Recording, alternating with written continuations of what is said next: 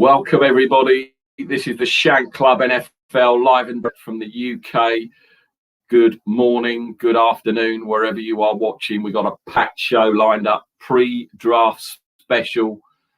We are going to be going at it live and direct. Don't forget to hit that like and subscribe button if you are watching on YouTube. We're also on Twitch, and we are live now on Twitter.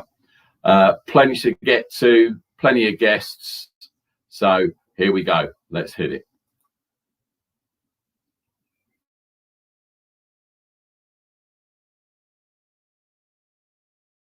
Welcome. We are the Shank Club NFL.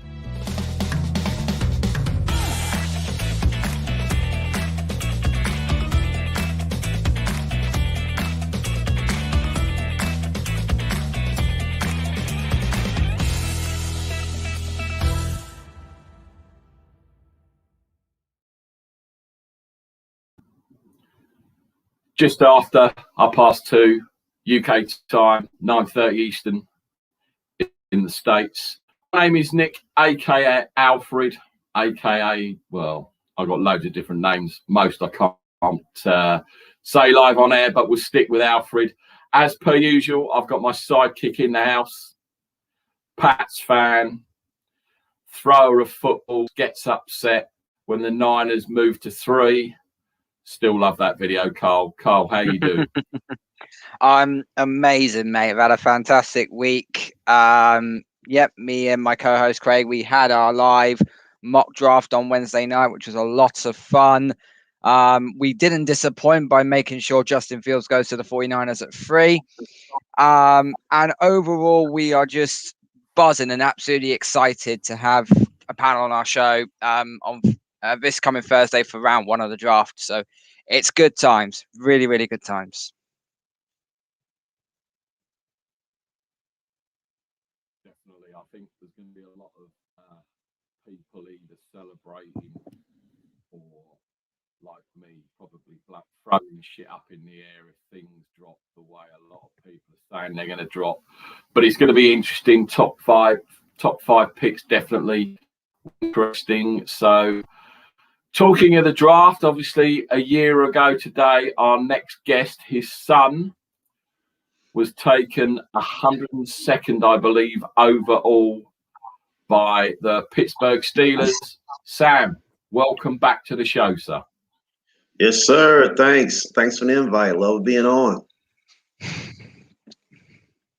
We're excited. At this point last year, obviously we didn't know who was going to pick our son, but we're just excited about the now who we're going to add to the team to make the team even better. Definitely. Yeah. Obviously, you say it's a year today, if not 2. Do you have any celebrations at all? That broke up. I didn't hear all that.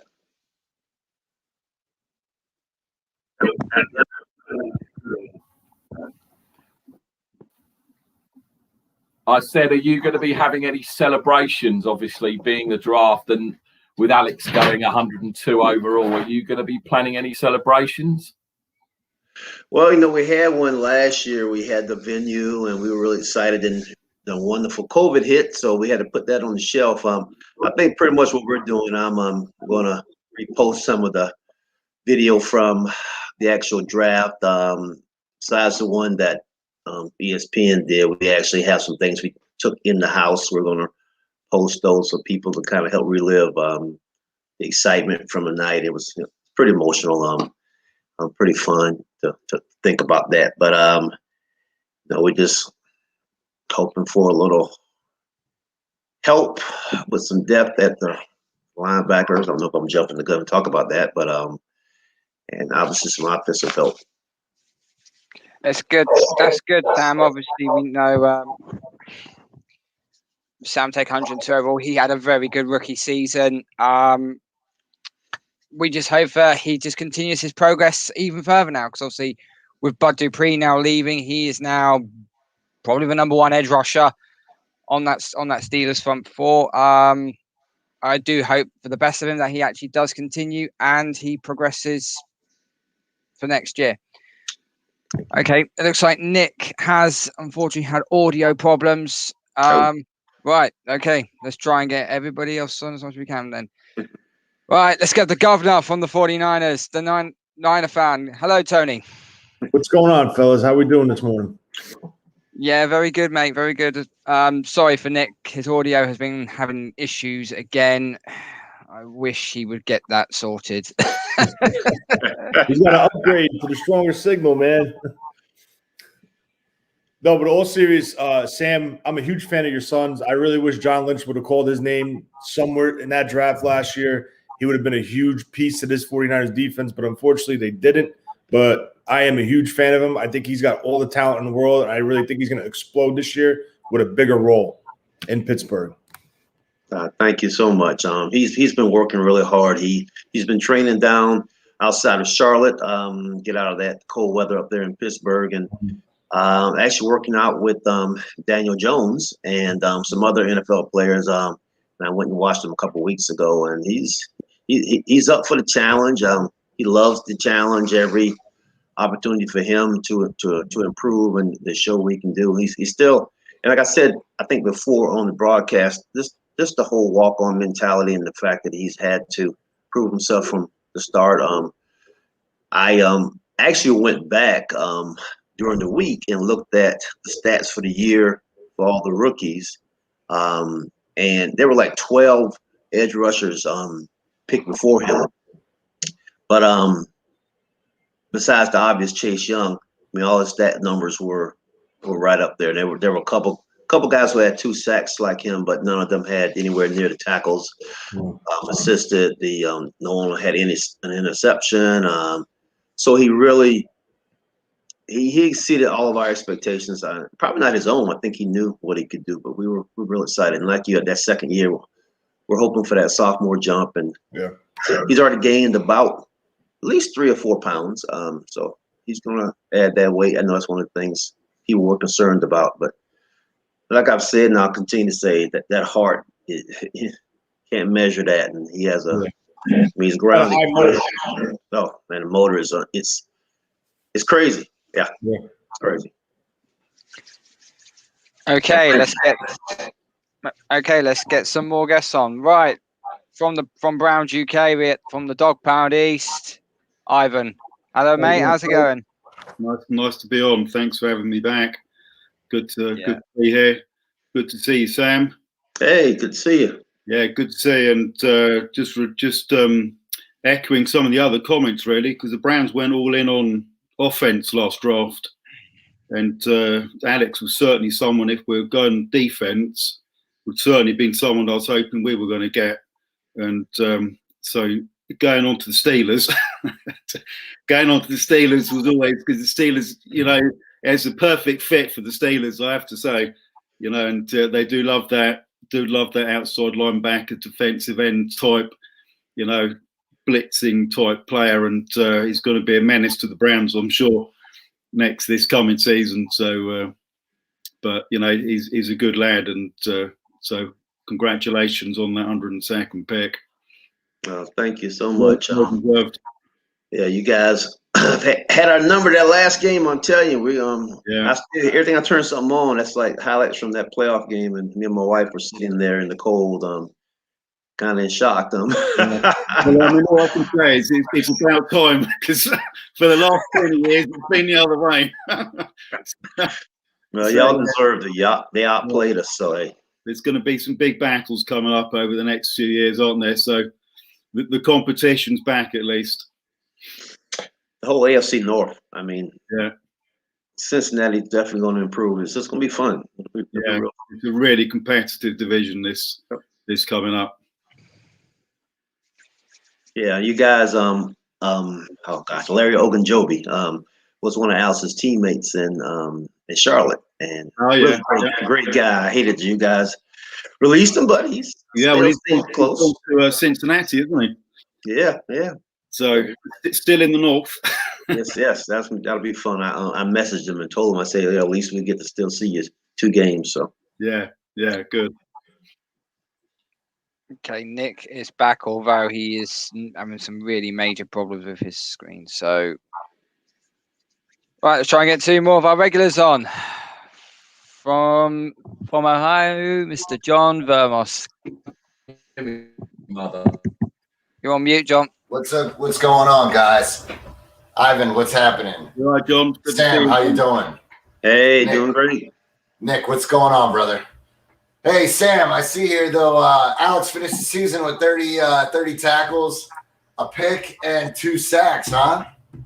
Yeah, he and I saw one stat board. He had 5 tackles for loss, and most of the times they don't really add those. So I was trying to compare him to other rookies. So I'm going to do the groundwork. I think he showed well.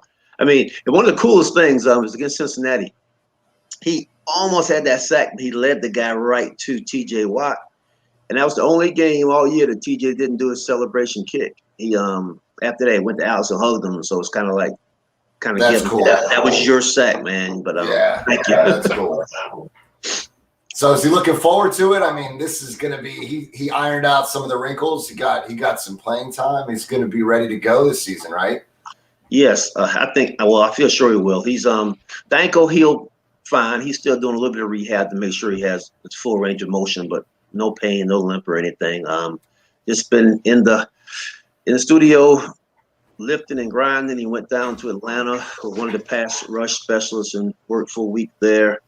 There's just no doubt. I tell people the only thing, injury is really the only thing that's going to stop him, I feel, from improving. He takes his challenge. He's excited about it. There's still a few people you guys might have heard that think the Steelers should take an edge rusher in round 1. But I guess they don't think he proved themselves. But that's just more fuel to the fire. He's real positive. That was a small sample size, Sam. That was a small sample size. He's got camp to show out. He'll be all right. Is he concerned about his weight? He was taking edge in the draft high up early on. I mean, can't see that. Yeah. The weight thing, he's gained probably about 3 or 4 pounds. The last time he weighed in, he was about 253, 254. So that's good. That's good. He wants to maintain that 255, 256-ish. Right, which I think he'll be there. That's a good mobile hitting weight, isn't it? Yeah.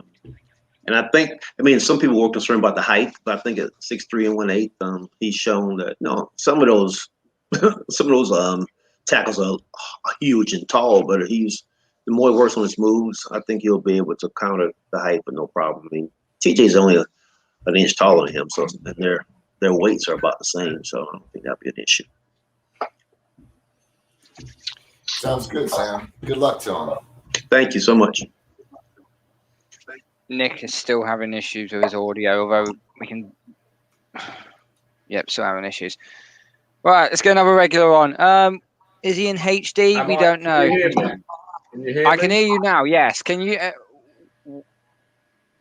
I can hear you, but I can't see your face, Let's which is a blessing, really. But no, that's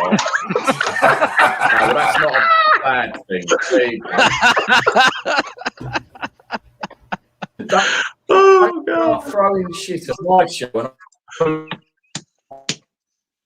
That's your deputy saying that, Nick. that's that is my boss. So I'm happy with now. me. You can. I know. I'll tell you. Honestly, he's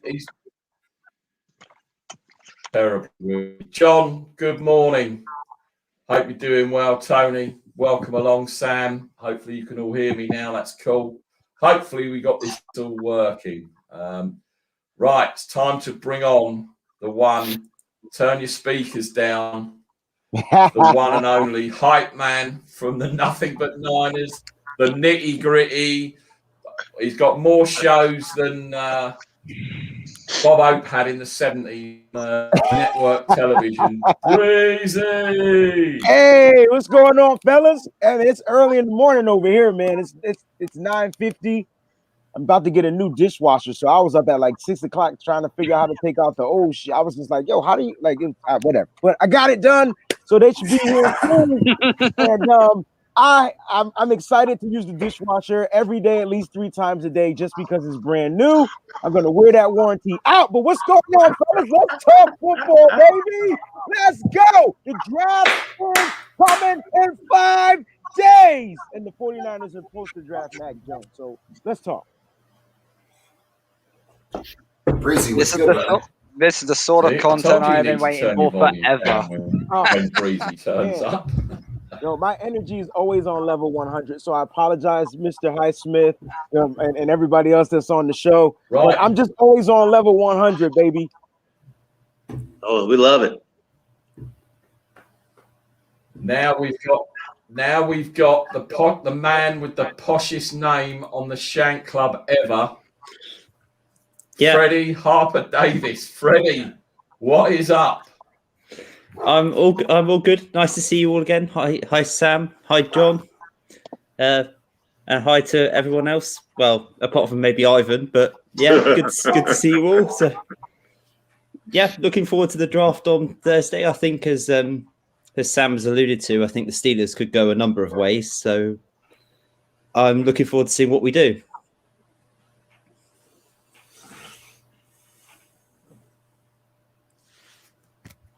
Yeah, it's definitely going to be interesting. Got a new guy to bring on to the show, Andres, who is a JETS Jets. Interesting to see what they put to. We're going to get into that shortly, but welcome along, Andres. Thanks for joining us this afternoon.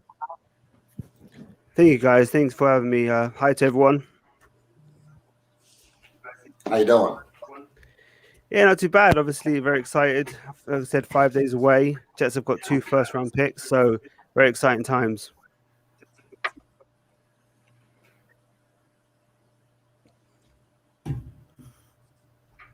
Definitely, there's a lot that are going to be looking forward to those first few picks. And last but not least, another newbie, although he's not new. It's my man, NY to the Bay. Finally got him on here. I've only been waiting nearly a year, Tony. How are you, sir? I'm good. How are you guys doing? Thanks for having me on. Do it. You've now got to live up to the hype, Tony, so you've got to bring it. So, it's the draft next Thursday. Going to be a lot of interesting things happening. I think we'll start with Carl. Now, obviously, in your mock draft that you did, you had the taking Justin Fields at 3. Now, I think most of the ones on, apart from maybe Breezy, who's probably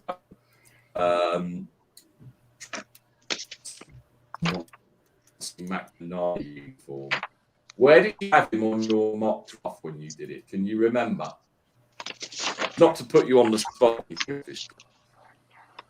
talking Who's to me? that?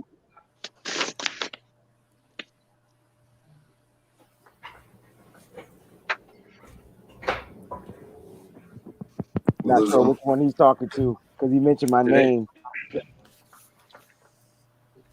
Anyone hear me? Am I breaking up again? Yeah, we can. I can hear you, but I missed like half the question because it sounded like a Dalek having an aneurysm. Yeah,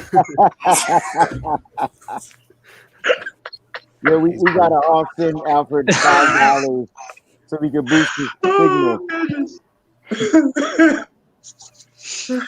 Carl, what the fuck's going on with the internet out there? Mate, it's not. Mate, I'm doing that. Look, my hands here. I'm not doing absolutely anything at all. Alfred is having major issues over at his side of things. Where is he? Is he in the woods? I don't understand. No, he lives on the east coast of the country, and yeah, He's in Sussex. It's all very rural down there. yeah, yeah. Ivan can testify to that. Okay. There's no problems in Devon, so we should be all right. Freddie's There's in Plymouth or somewhere. So. There's no They problems in sell Ethernet cables over there, huh, Freddie? Maybe I should mail him one from the States. 50 feet. I don't know how many. What does he need? Like 50 feet. He was asking someone who they had it. Okay, well, something like this. That's an Ethernet cable. There you go. Oh, Jesus Christ, they have those there. Fantastic. All right, Carl, lead the show, brother. Okay. I just want to know how Melissa was able to understand everything he said, and none of us on the show. One word. Right. Okay. Right. So we'll bring the comment up. So this. Thank you, Izzy. Much appreciated. Talking Fields and how easy isn't going to be happy about Carl because he is Trey Lance. Okay. Wayne, I will talk to you by your first name. Okay. Why do you think the 49ers are better off going for Trey Lance than they are with Justin Fields? The floor's yours. So Kyle Shanahan to me seems like he wants the guy that is going to have the biggest upside, right? And so when you look at Trey Lance coming out of college, there's not a lot of film on him, but when you look at the intangibles and the things that he's able to do, it's everything that screams Kyle Shanahan and his predicated pro-style offense, right? And so this kid lines up under center. He's able to drop back. He's able to do the play action fakes, all that type of stuff, and complete the passes, whether it's short routes, intermediate, and down the field. Now, I know we watched in this pro day, and if you watch some of his film, his footwork is a little suspect, but he's still completing the majority of the throws. And if his footwork gets fixed, it'll probably help with his accuracy. So a lot of people are calling Trey Lance this day one, day two, year one, year two project or whatnot because we still have Jimmy Garoppolo on the roster. I just think that Trey Lance is a guy that I can see do things that Kyle Shanahan wants him to do. And here's the thing. A lot of people forget that in that week, was it week 9, week 13, whatever, that Monday night game against Buffalo, that was the worst presser I've ever heard Kyle Shanahan talk about because he was wooed and beaten by a quarterback that possesses the same skill set. And I'm talking about Buffalo Bills quarterback, Josh Allen. And so I'm not saying that he's Josh Allen. I'm just saying he possesses some of those same skill sets where he could beat you with the run and he could beat you with the throw. And if you remember that game, 49ers, my people's up here, Josh Allen didn't even beat us with the run. He did keep plays alive, but he threw a lot in that game year two under his regiment. And so I think year two with Trey Lance would be that upside, right? And so I think that's the guy that Kyle Shanahan should go for, even though I love Justin Fields and he's going to give you a lot of woo right now and a lot of pizzazz and some amazing plays, a tough guy, real good competitor, played in the Big Ten. I'm a Michigan fan, so we whipped our ass all 2 years. But my point is, I really think Trey Lance is that guy that's going to give Kyle Shanahan and allow him to open up that playbook even more. Things we've never seen before. Tony, what's your take on it? Breezy, I love you, right, buddy? It's all good, baby. Listen, we've talked about this like to nauseum on Nothing But Niners. It's not a knock whatsoever against Trey Lance. I think Trey Lance is a phenomenal quarterback, very talented. I think Justin Fields is the same thing. The issue is if we were at 3 from the beginning, no trade up, no mortgage and 2 first-rounders, you want to take a shot with the higher ceiling? Go. Take him. Because guess what? If he doesn't pan out, you still have a first-rounder in 22. You still have a first-rounder in 23. Now, the issue is if they pull the trigger on him, and he comes in, I pretty much can speak for the majority of the Niner fans out there. I think Kyle has moved on from Jimmy because if they didn't move on from Jimmy and he was still honestly thinking about keeping him on his roster to play next year, I don't think they would have done what they did. So I think Jimmy's pretty much out of the picture unless they cannot deal him and they're kind of stuck with him. And if that's the case, that's where Trey Lance could come into play and let him sit behind Jimmy, but I don't agree with that. The main thing here is I've watched a lot of film on Trey Lance and a lot of film on Fields because I think Mac Jones is a product of the system and the talent around him in Alabama. All right, because Tua was the next thing. Tua was the next Steve Young coming out, the lefty, right? He didn't play that well this year 1. He got out of that Alabama offense. He had the 4 first-round wide receivers around him over a 2-year span, and his play dipped off a little bit. I think we could all agree on that. So I think the Mac Jones thing, I think that's all bull. I hope it's all bull. But Trey Lance, it's very hard to go a full season with 28 touchdowns or 29 touchdowns and 0 interceptions. That's that's amazing. Yes, he does things Kyle looks for in the quarterback, under center, taking snaps, turns his back to the defense, spins his head around, reassess the defense to make a throw. That's great. He calls plays in the huddle, unlike Justin Fields, because you see in Ohio State, they all look towards the sidelines where they put the big cards up with like the car, the basketball, and all that crap. So that's something, an advantage that he has. But the one thing that really scares me is the competition that he played against. And for him to come in sitting out the majority of 2020, for him to come to this team and take the reins of this 49er offense, and by all means, if there's a coach that can do it, it's Kyle. Because look what he did last year he created an offense for Jimmy, he created an offense for Nick Mullins, he created an offense for C.J. Beathard. So it shows you Kyle would have the ability to come in and say, all right, listen, let me really simplify this offense.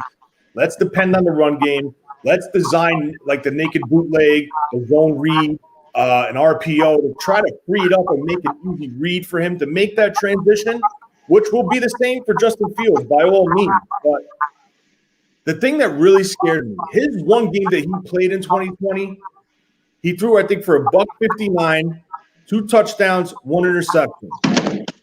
But then he ran for 220-something yards and 2 touchdowns. I don't like that run mentality. They really designed a run game for him at North Dakota State.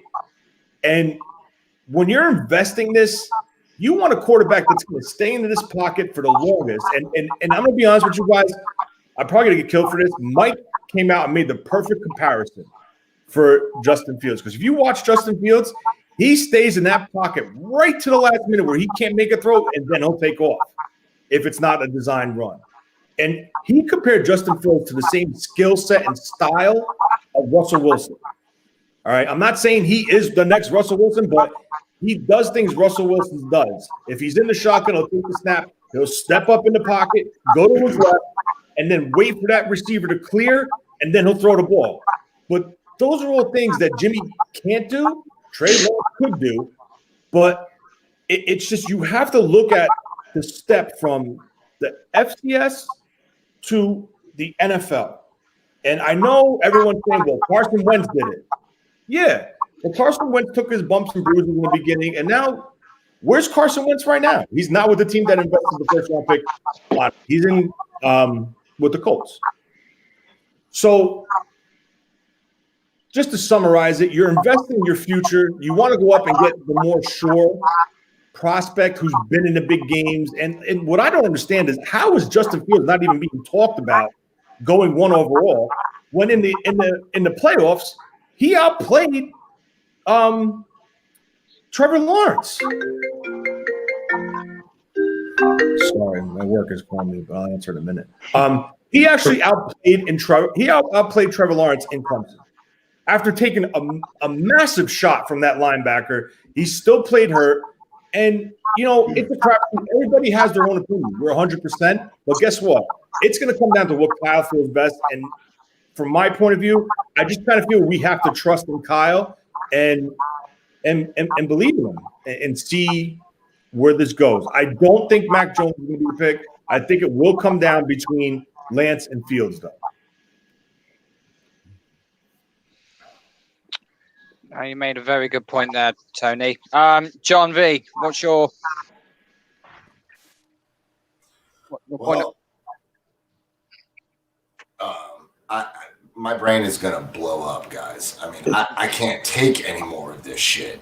I've literally melted down on this channel 100 times over again for everything that's holy and faithful. Look, Shanahan likes his quarterbacks under center. Out of Lance, out of Fields, and out of Mac Jones, who, in your opinion, Tony, is best under center? Forget all the other intangibles, just under center. Well, all right. It's gonna upset somebody. Someone's gonna be upset by the answer, but just to make it clear, there's no clear favorite. Just that who's under center. There is none because they all have flaws. And the number one thing, like I noticed that the three of these quarterbacks don't look 100% comfortable taking a snap from center. Even though Mac Jones did it a little more, and then I think Trey Lance is right there with him. But I just feel if you watch them when they take their snap out of center, their right leg is so far back. So if they actually did like a jet motion, like a motion across the formation, the freaking wide receiver would either trip over the quarterback's right foot because it's so damn far back, or he would have to bow out and go around it. But that's all correctable. I just feel, oh God, I don't know who would do it the best. The crazy thing I'm about to say this, I think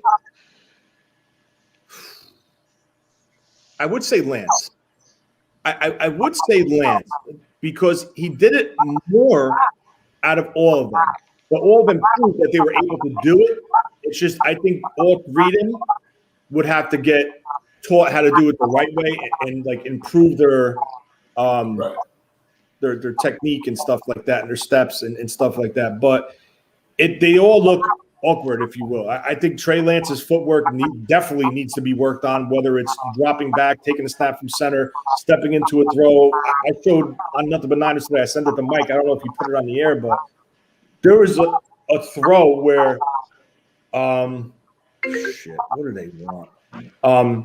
There was a throw where Trey Lance was throwing to a wide receiver. It was probably between the numbers and the hashes, and his step foot was towards the sideline. So his pointing foot, in normal situations, should be at the direction of the quarterback, at the direction of the throw where the wide receiver is. His foot was this way, and he threw it this way. So it's the footwork is a concern with Trey Lance. I really didn't watch Mac Jones' footwork. I do think Josh Fields' footwork could improve, but he's nowhere near as bad as Trey Lance is. And that's all the experience thing.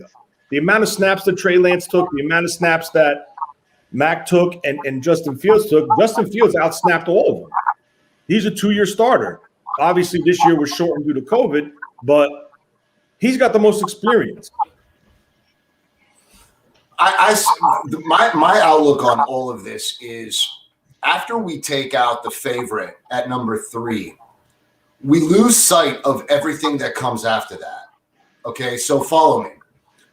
We're taking young collegiate athletes and we're putting them into the NFL, and we're expecting these guys to execute at the same level that they did in college. We cannot have that expectation. And that's where I keep my reserve feelings at bay. I think to myself, 2 things. 1, how will they maintain composure in the system?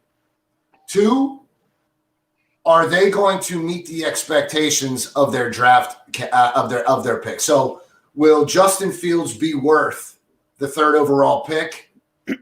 Will Trey Lance sit behind a veteran quarterback his first year? I'm a big proponent of people sitting behind veterans. I think it's proven that it works. So for me, why if Fields is so good, then why isn't he more talked about? What's stopping him from going to the Jets? What's stopping him from Jacksonville considering Fields? I know Urban didn't he wasn't Urban's pick, but who's stopping what's stopping this from just exploding on draft night? Because personally, my favorite out of them is in fact Fields, but I still don't know what to expect out of a college quarterback because all the hype is around the 3rd pick. who are the Jets going to take Ed to? How does that affect San Francisco? And I try to put all that aside, and I just want to focus on what are they going to provide in the system. We don't know that they're going to succeed. And all the pressure's on Shanahan and Lynch. Lynch being the fall guy if this fails miserably. So I really don't know. We overvalue this position. We overvalue this number 3 pick. And now we're getting kickback that maybe San Francisco made a move to number 3 too soon. I'm hearing this now, and I don't think we did. I think we needed a quarterback. So I mean, to give up the capital that we did to get to 3, I'm good with it. But who we take and how they move forward, that's my biggest concern. And I really don't know, Carl. I can't tell you. Fields or Lance, I don't know, man. You know, they're both young guys, and they're going to be. There's the NFC West is ridiculous this coming season. It's going to be crazy. There's a ton of pressure on everyone, in my opinion. So I really don't know, man. I don't. It's Fields or Lance.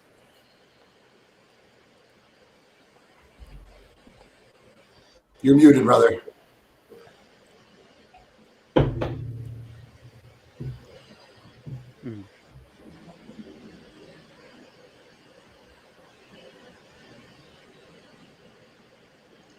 Still muted.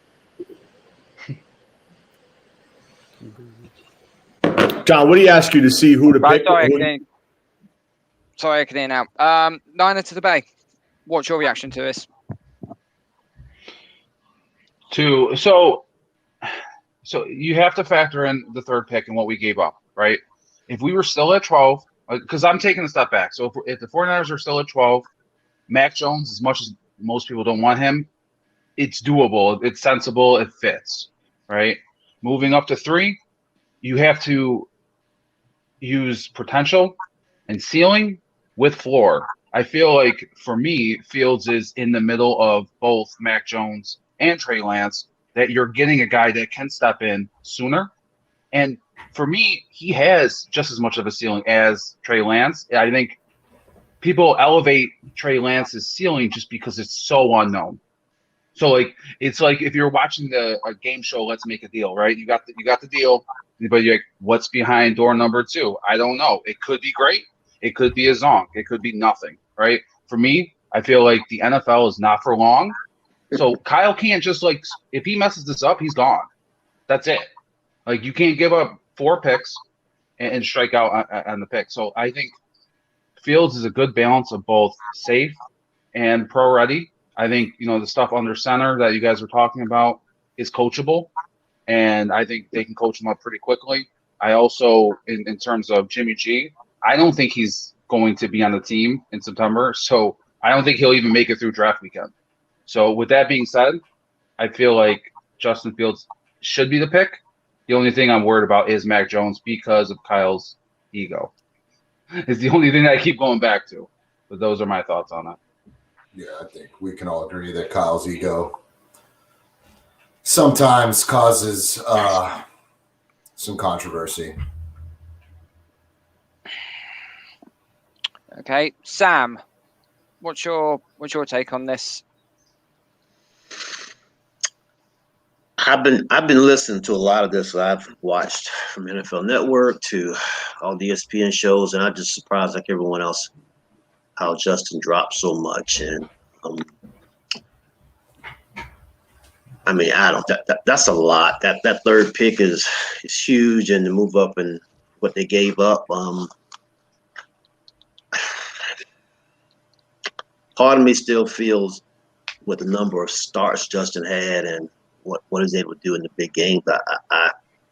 I feel good with that pick. I watched the Trey Lance story on ESPN yesterday, which was really good. So I don't like the kid as a person. I think what I've seen, I like Justin, but I don't think the epilepsy. To me, the epilepsy isn't that big of an issue if he's gotten this far with football with it. I've worked in schools and work with kids who have it, and their medication and everything keeps it level, and they play sports before, so I don't really see that being a major issue. I don't know. It's a tough one.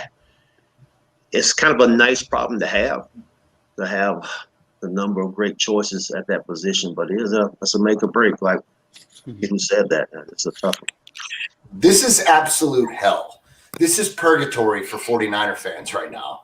This is absolute hell for us because the controversy is so crazy. I mean, Symmetry has a point, but does Kyle like off script?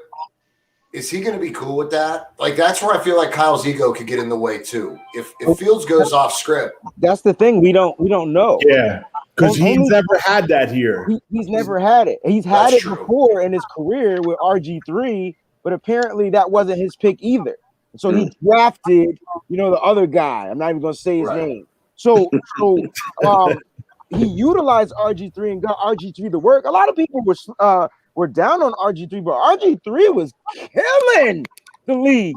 He was killing in Washington, and then he didn't slide and took a helmet to the knee and whatever and got hurt trying to get out of bounds. And so after that, I really think personally, not to cut you off, Brother John, I just think personally Kyle's traumatized.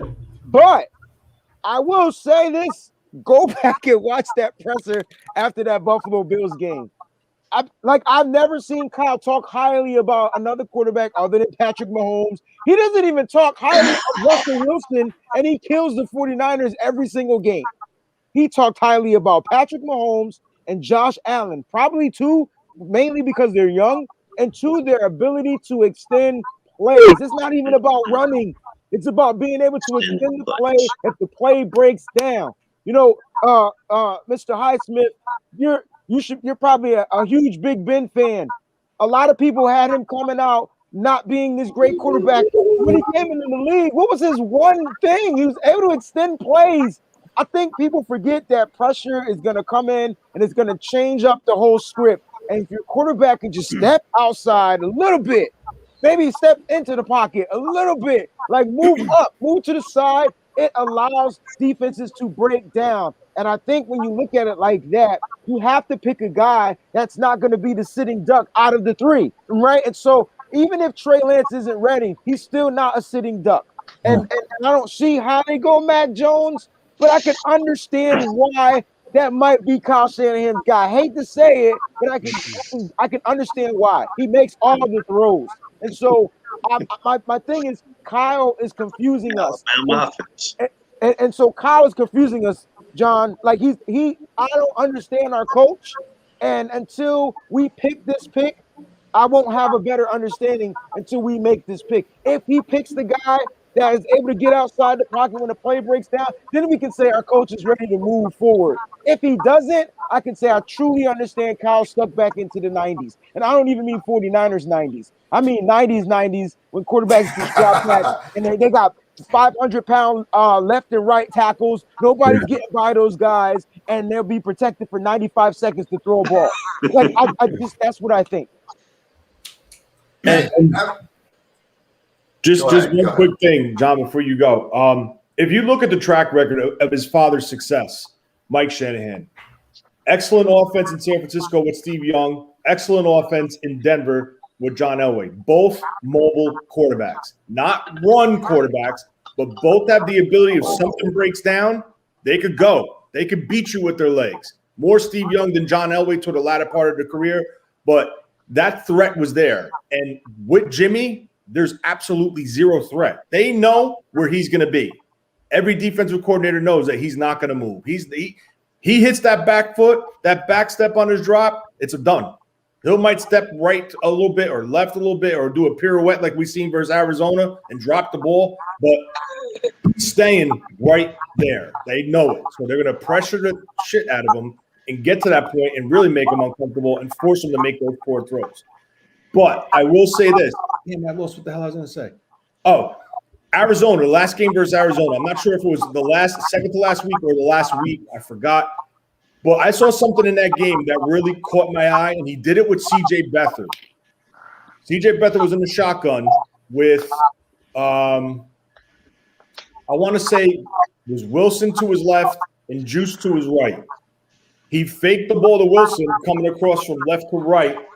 Juice came under him, so it was like almost like a scissor. Juice came under him and led Beathard on a run, a designed run. Never been done with Jimmy.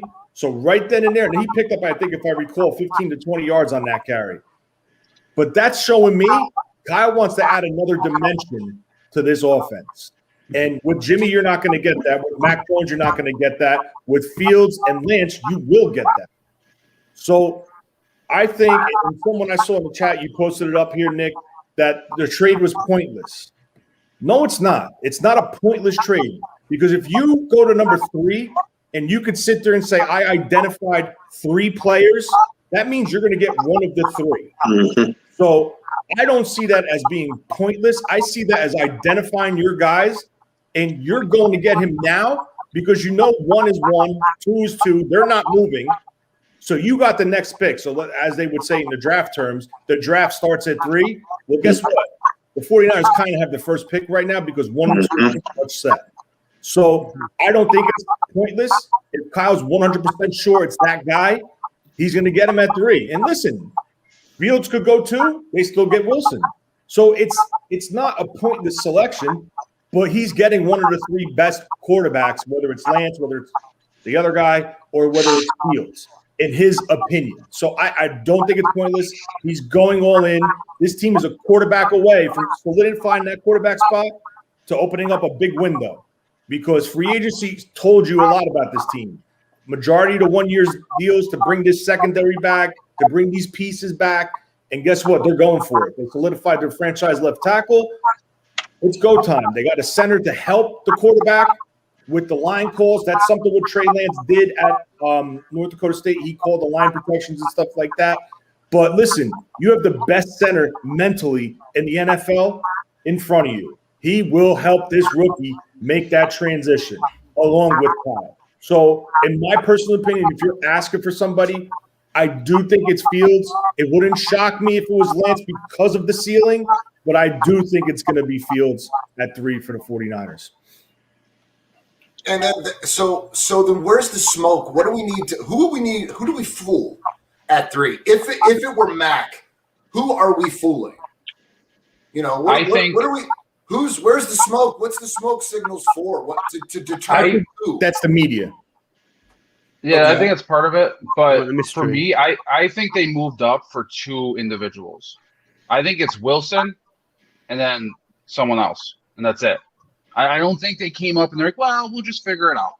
I don't think you give up that much capital just to be like, oh, we'll scout it. I think you have to truly believe in 1, maybe 2 people, and they may think that the Jets go Fields and then Wilson's there.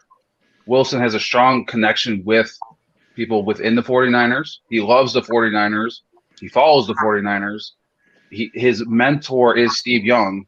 I feel like if they move up, it's Wilson if he falls, or either Fields or Lance, depending on what their order is. I don't think it's a whole group of people. I think that's why you throw out the Mac thing, because nobody likes Mac. If the 49ers don't pick him at 3, how far does he fall?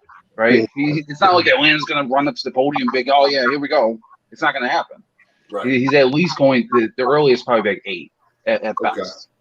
And just one quick thing, and why they know that Bill Belichick was at that pro day at Alabama. They know Belichick has a relationship with Nick Saban. Yep. All right.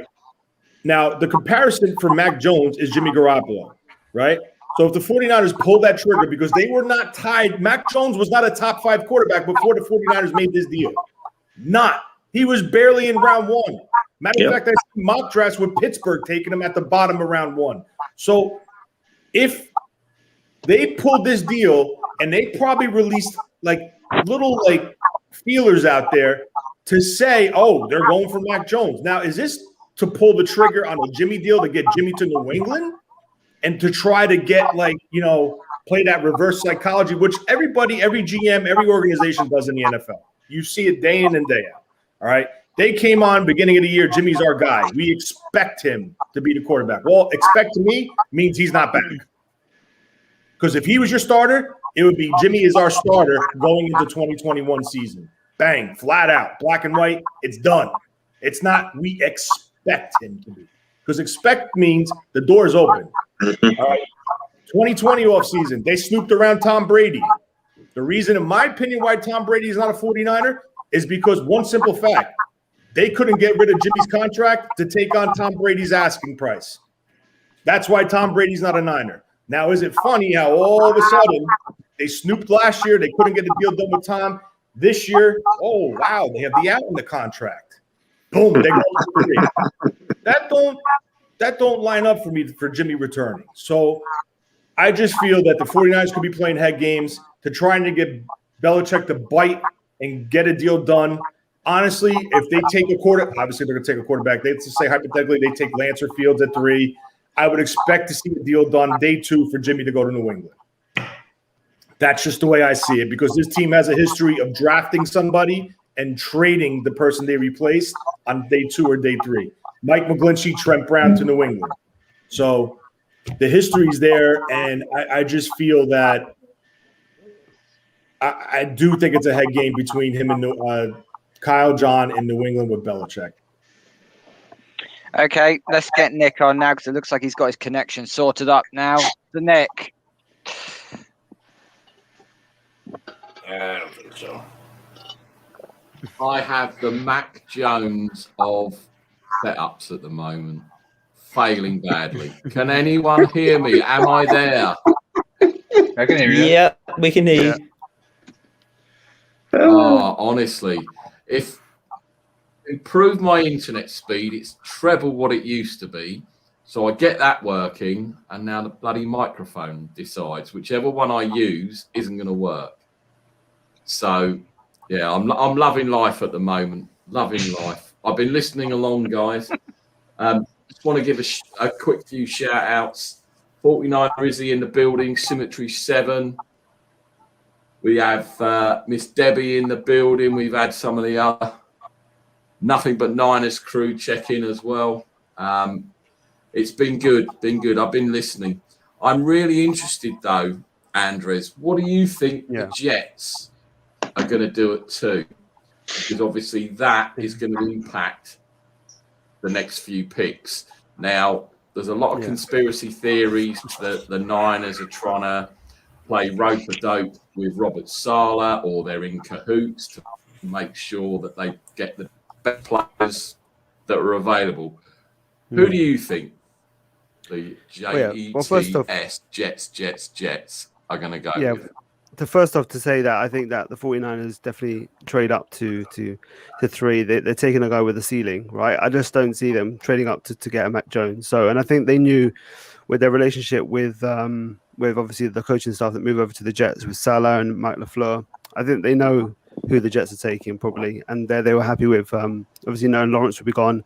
No, they know who the Jets will be taking, and then they're happy with whoever's left. And then once that was happening, I think that was when they decided to pull the trigger on the trade. So I do think it's Wilson. It's probably it's probably a 90. In my mind, it's about 95 to 98% chances of Wilson. There could be a smokescreen or smoke screens from Joe Douglas, but I do think that it's going to be Wilson. When you see some of the comments that you made, alluding to Steve Young making comments about BYU, he had an interview with BYU media saying that that the Jets have gone for Wilson, and he said, "Oh yeah, Steve knows he's got connections at BYU." So he's kind of like wink, wink, nudge, nudge. It's going to be Wilson. So I do think it could be Fields, and I think most Jets fans were pretty divided on the Wilson Fields debate until it's now locked in more like Wilson. I think more people are kind of swaying over to kind of get used to the fact that he could be the QB going into next year. So I think that then you're left with Fields and Lance, and obviously Mac Jones as the choices for 3. The way I see it is that you've got Lawrence at 1, then you've got the next tier is Wilson and Fields. For me, is right there, and for different reasons. And then the next one is Mac Jones and Trey Lance for different reasons. Obviously, Mac Jones has got the kind of the floor play, and then Trey Lance has got that ceiling. So I think for me, you trade up to 3 and you get the other guy, one of the top 3, which is Fields for me. So I think it's Lawrence, Wilson, Fields going 1, 2, 3.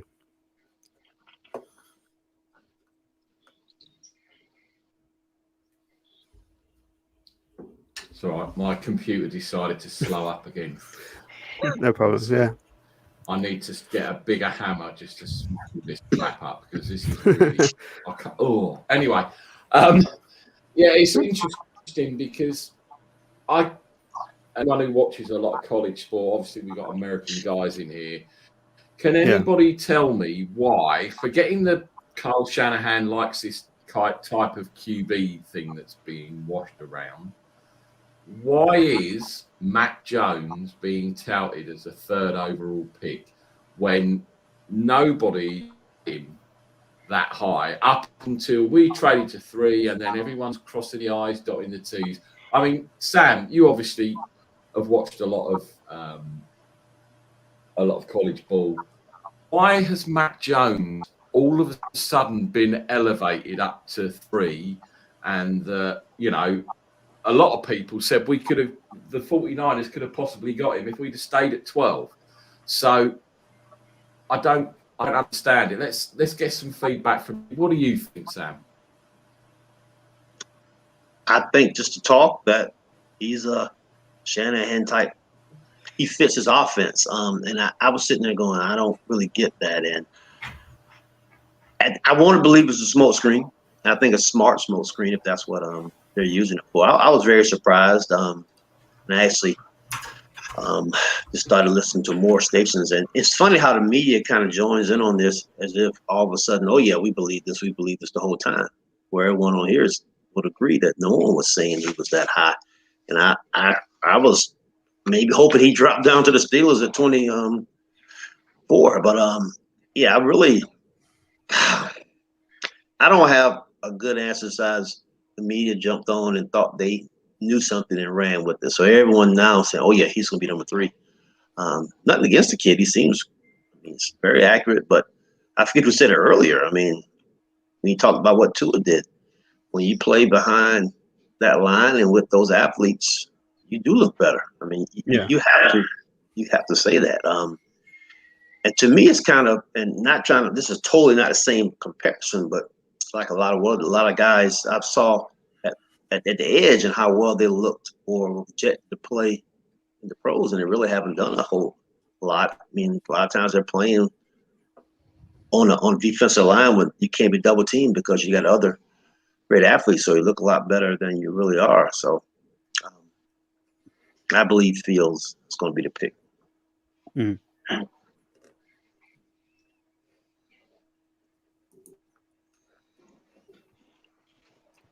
My computer again. I unmute myself. It doesn't mute, and then I mute, and then it does mute. So, and I'll add a comment for Andres. Andres, thoughts on Wilson's injury history and who you want with the Seattle pick?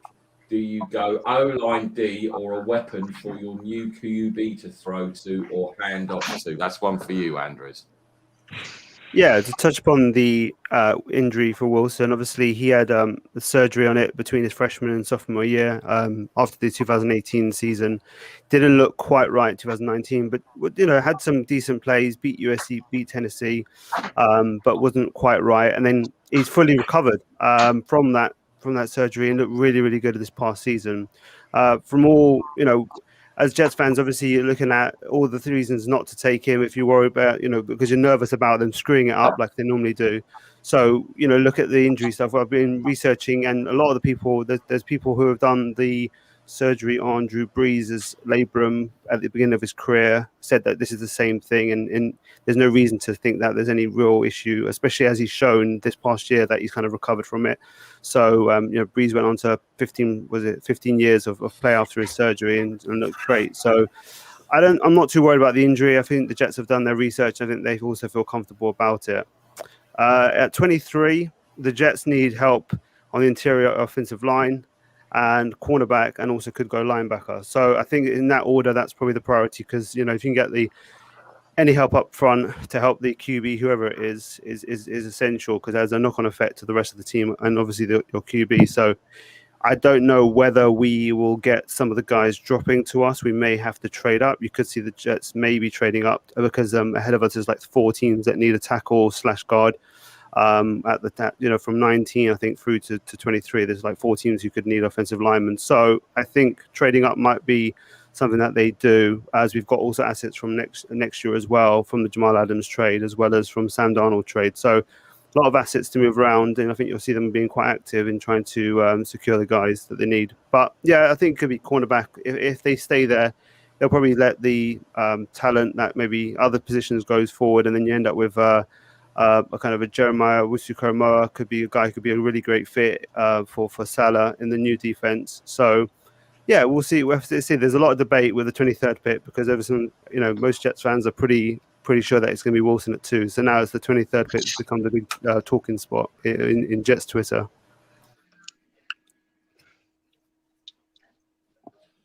Definitely. 49 Izzy got a question for the Steelers fan. So I'm guessing that's the poshest Steeler fan ever. And obviously, Sam, question for both of you.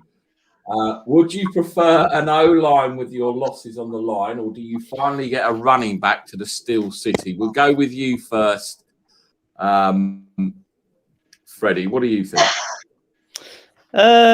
It's a tricky one. I think it depends on who's left on the board when we come to pick at 24. I mean, if the G Harris is there, I think we haven't really got much choice but to take him, bearing in mind that we've now lost James Conner. Now he's gone to Arizona, so we're left with Benny Snell, Anthony McFarland, and Jalen Samuels. I don't know if I've forgotten anybody.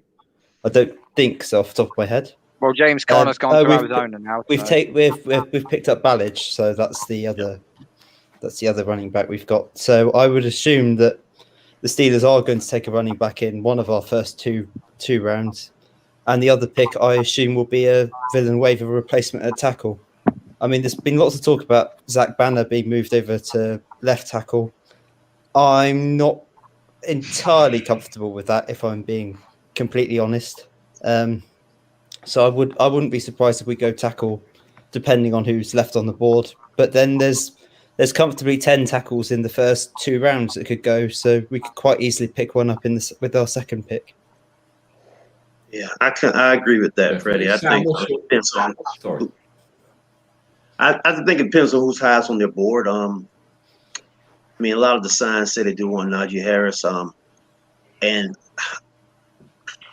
both of those areas have to be fixed. I think they've done a little bit more in free agency with offensive line. I mean, granted, no real huge name offensive lineman that they signed, but they did add some depth. And I think you can go through drafts all in the past. You can find quality of 1, 2, or 3. I do believe. And I think if Najee's still there, or as long as we get one of the top 3, either him, Etienne, or Javonte. And I listened to Michael Carter on what was that? Sirius NFL. He had a great interview, and he's a great. I mean, it's really any of those top 4 could potentially be great at it. I think it really depends on the board. If you remember the kid from that the Jaguars picked up, he was a undrafted rookie. He had the best year of all the rookies. I mean, he was in the Shrine Bowl with my son. So, I mean, it's tough. It's always a kind of a crapshoot. But I think we need to get that home run hitter running back. And I hear a lot of comparisons to Le'Veon Bell with Harris. I mean, I wasn't as much of a Steelers fan back then. I always respected the Steelers, but I'm used to having that real bell cow running back, and I think we're gonna get one of them. We'll be fine. But yeah, depth wise, I think the running back, what we have at running back now, we need that number 1 for sure. I think there's also a question mark. Definitely would fit in. I think there's also a question mark at cornerback as well. Yes, would be if someone like Khalid Farley is still on the board. I mean, it looks out. It's not out the realm of possibility. But if Khalid Farley is still there, then the Steelers will have a conversation about, because it's like then you've got 3 positions that you need: corner, offensive line, and running back. Yeah. So it'll be a case of who do you choose and who can you pick up in the second round. I agree with that. I also think that the Steelers love their bloodlines, so somebody like if Asante Samuel Jr. falls in the second round, then that's definitely a possibility as well. But I think he might be a high second round pick, so it might be a case of even taking him with our 24 pick, depending on who's available. So there's definitely the possibility that we go defensively as well. I mean, the last Steelers offensive pick in the first round was David DeCastro back in 2012. So ever since we've had consecutive picks on defense. So the possibility is that we may well go defense in the first round and then try and, well, I wouldn't want to say bodge together, but try and find the fits later on in the draft. That is also a possibility.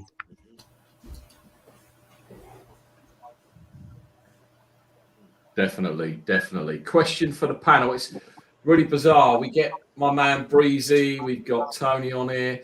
We've had Nick and Mike now, both from Nothing But Niners in the chat. Can't get them to come on the show, but they always are pinging questions. Question for the panel. We'll start with you, Cole. Seems to be the consensus that 3 QBs go first, but how many more go following that? First round only, in which teams? What do you think? Two quarterbacks go after the famous 3. I've got on my draft board. I've got Mac Jones going to the Patriots because he would fit our system. But Trey Lance, I've actually got going to Denver at 9. I don't think they are 100% confident with Drew Lock. You look at what Denver actually had. Their offensive line does need a little bit of work, but they've got a good running back in Melvin Gordon. You look at they've got a really good receiving core in Cortland Sutton, KJ Hamler, Jerry Jeudy. You've got 2 brilliant tight ends in Noah Fant and Albert Okwuegbunam. Hopefully I haven't butchered his name. But Drew Lock just couldn't do anything with it. I think the one game he was very good at was against my Patriots. And even then he still threw 2 interceptions in that game. So I don't think they're 100% confident with Drew Lock. So I can see either Denver sitting at 9 and waiting for Lance to fall down, or they could trade up maybe with Atlanta at 4 to go and take Lance. So then you got 4 positions all taking a quarterback.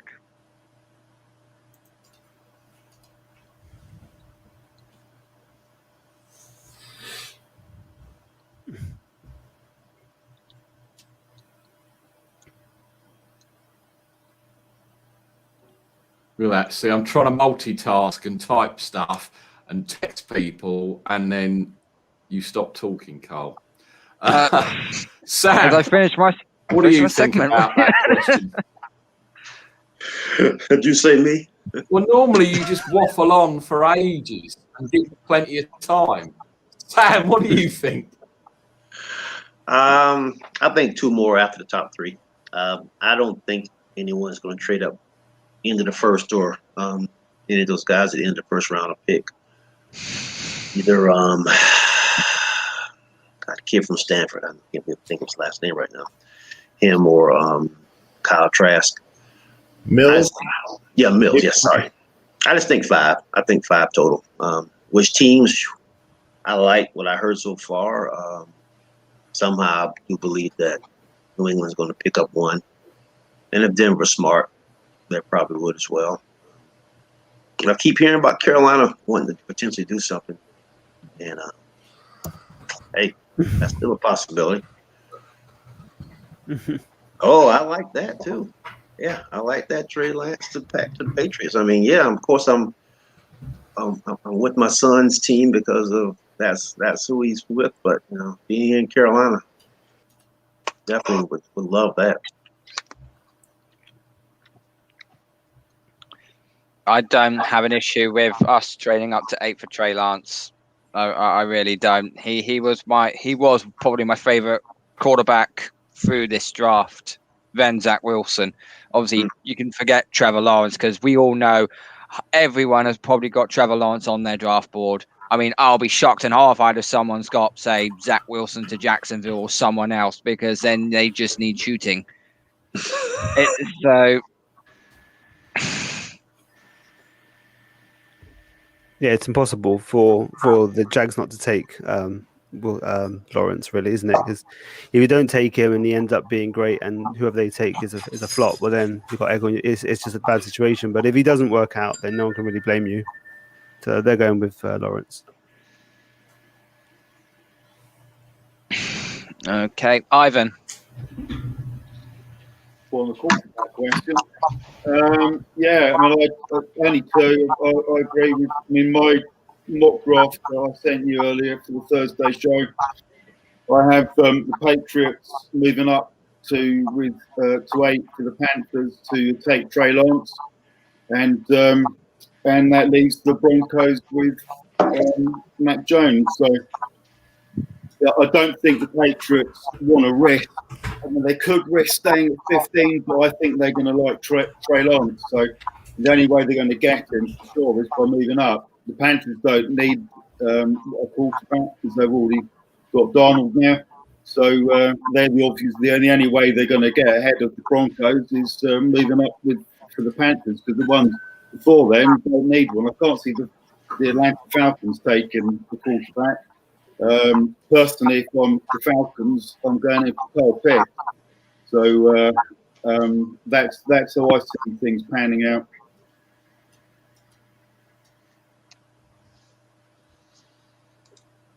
Definitely got a couple of more people waiting to join, Carl. So I'm just going to click on there. Good Unfortunately, evening, he's not Chewbacca of the Shank Club NFL anymore. It looks like he's had his hair cut like I did last week. He's not looking like a scruffy rat bag anymore. Carson Wentz, what is that all about? Harrison, how are you, sir? Yeah, I'm good. How is everyone? Nice to see all the regulars back and some new faces I believe I've not seen before. Yeah. Well, they all knew that the star of Star Wars was coming on, but we didn't realise that you weren't going to take your hat off. That's what it was. I know, it's 6 months since my last haircut. It's good to finally have a haircut. It's definitely good. Want to say a quick thank you to Tony. Well, both Tonys, actually. They've had to disappear doing dad duties. So NY to the Bay and NJ Niner Fan 499. Follow them on Twitter for all things 49ers. And I've got another returning guest. He has been travelling, but apparently he's now back. But he doesn't look like he's in the dungeon. Scott, how are you? I'm good. How are you guys doing?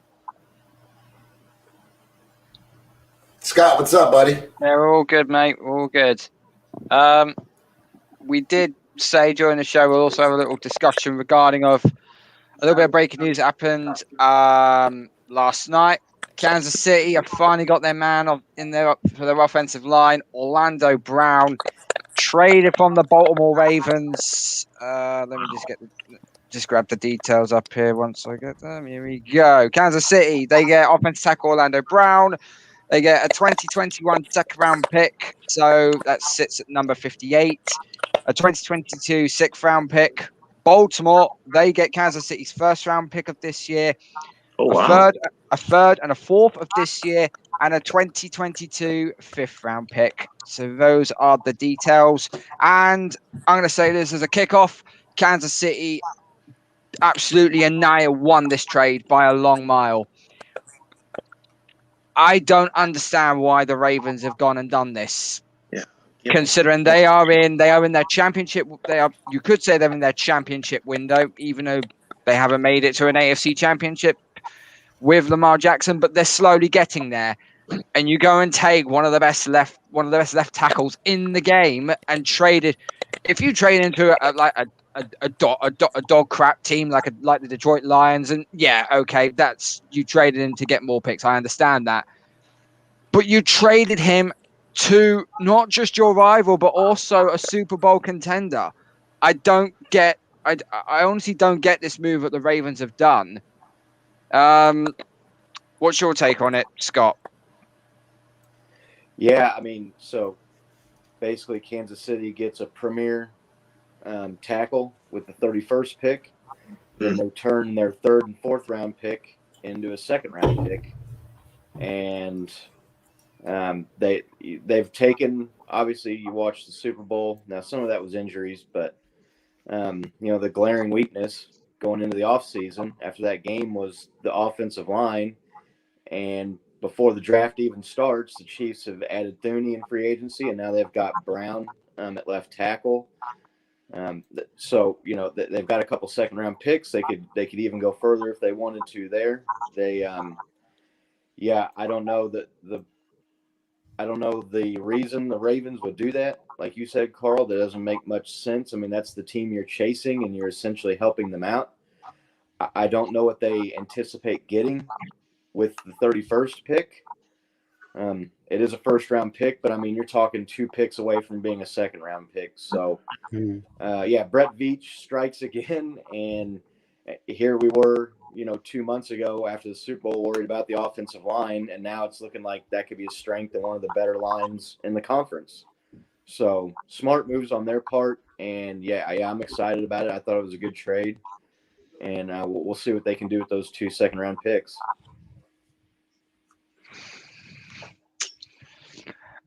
I think of all of the winners in this, I know Kansas City they picked their offensive line is now looking like one of the best in the NFL. When you add Joe Thuney, and obviously you get Duvernay back as well. You get the Doctor back as well in your line, so that's great to see. But right now, for the Baltimore Ravens, it looks like there's only one winner coming out of this. And then if you look at this from, say, the AFC North side of things, and that's the Cleveland Browns. That trade away, that may just give the Browns that little bit more of a head start for this up-and-coming season now. I did have the Browns and the Ravens being the two that are going to fight it out for the division. I don't think the Steelers, while they're regressing, and the Bungles, they still have a long way to go yet. As long as they draft Penn, I saw at 5, I think they'll be. I think they'll get better. I comment on this, Carl. Yeah.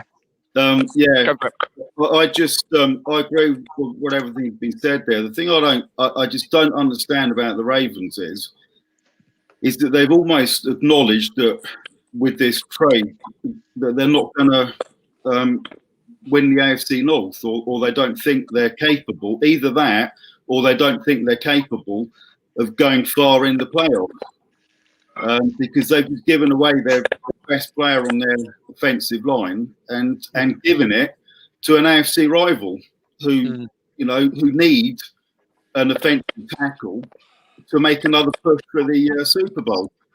So. I do not get it. I mean, I understand in the medium term they get 2 first-round picks and they want to build, but unless they've had a discussion which goes along the lines of, he doesn't want to play for them any longer, so they might as well shop him in order to get some high draft picks in the first round. They've effectively given up the ghost this year for potentially probably the AFC North, and definitely the postseason. So I don't get it. I mean, I'm pleased with Cleveland Brown, but then again, I'm equally annoyed that they've given a very good offensive tackle to an AFC rival, because I personally have the Browns, the Bills, and the Chiefs as the 3 strongest AFC teams. So they've gone and given it to one of those big rivals there. So that's my view on it. If I can jump in, I've just got a little. I'm looking at this from a Ravens point of view. Remember, they still have Ronnie Stanley, and he's the main guy at left tackle. And Orlando Brown was obviously filled in at left tackle, but wanted to be paid as a left tackle, even though he was originally their right tackle. I think that's the sticking point. And if you combine those 2 first-round picks, they could probably move up and maybe beat all those teams who need a right tackle, maybe a Tevin Jenkins, someone like that, who could basically be their right tackle. They've got Ronnie Stanley left tackle, and they don't mind moving those 2 first-round picks to get that and get that one player who's going to give them that right tackle play without a guy who's going to want to, be paid as a left tackle and is a headache down the line. That's the only way you see that all makes sense in the short term, in a couple of years, because no rookie coming in on the offensive line is going to make that big a difference. So yeah, Depends what you think, right? I mean, Becton for the Jets and Wills for the Browns, and also Tristan Wirfs for the Bucks were fantastic rookies. Now, I'm not saying but they may believe this. Yeah, but they're not late round first draft picks, are they? You know, they're nearly. We're talking about nearly second round picks here. I can't see it. I mean, I can see it for 2 years' time, 3 years' time. The Ravens, it makes sense, but not for next year. Maybe the other thing too is like the fact that they traded it to the Chiefs. I mean, that's the thing. Yeah, you would think there would have been another team out there that would have taken that trade. I mean, you're getting the short end of the trade, in my opinion. Well, the only problem is the offensive tackle position. I mean, who else is in? Who else is in absolutely dying need of offensive tackle help, excluding the Cincinnati Bengals and the Pittsburgh Steelers? Both are in need of offensive tackles. No way were the Ravens going to trade Orlando Brown to an AFC North rival, because that would just be homicide. The only one I could really see they could have traded him to is, I don't know, maybe even either the Chargers or the Las Vegas Raiders. See, the Chargers, Washington. Yeah, or an NFC team. Yeah, Washington's an option. Yeah, Colts as well. Yeah, why not? Yeah. Why not an NFC team? Colts. Why would you keep them in the? Why would you leave them in the AFC? Period. Yeah. I could name about 8 teams in the NFC who could do with the tackle. So right, exactly. Yeah. I'm sure there's better options. You get further up the draft. So, did he have a no trade clause? And did he get to choose? I wouldn't imagine him being on that first contract as young as he is. He was on his 4th year. The Chiefs exercised this 5th-year option. Okay, so then that's irrelevant. So then, yeah, it's pretty obvious the Ravens just didn't want to have to pay him coming up. Was the impetus for getting rid of him. So then they didn't have to pay him. So ultimately, he just he rolls into Kansas City. I mean, Jesus. Well, I mean, hell, it filled. Can you guys afford to pay him? What did you guys sign him for? What's the whole deal? Well, I mean, they obviously have him for next year under his current number, which I don't know what it is. But if they've proven anything, those guys, the Chiefs organization, they're salary cap wizards, man. They just, when you think they don't have any money, they restructure this guy and they move part of his roster bonus to a signing bonus.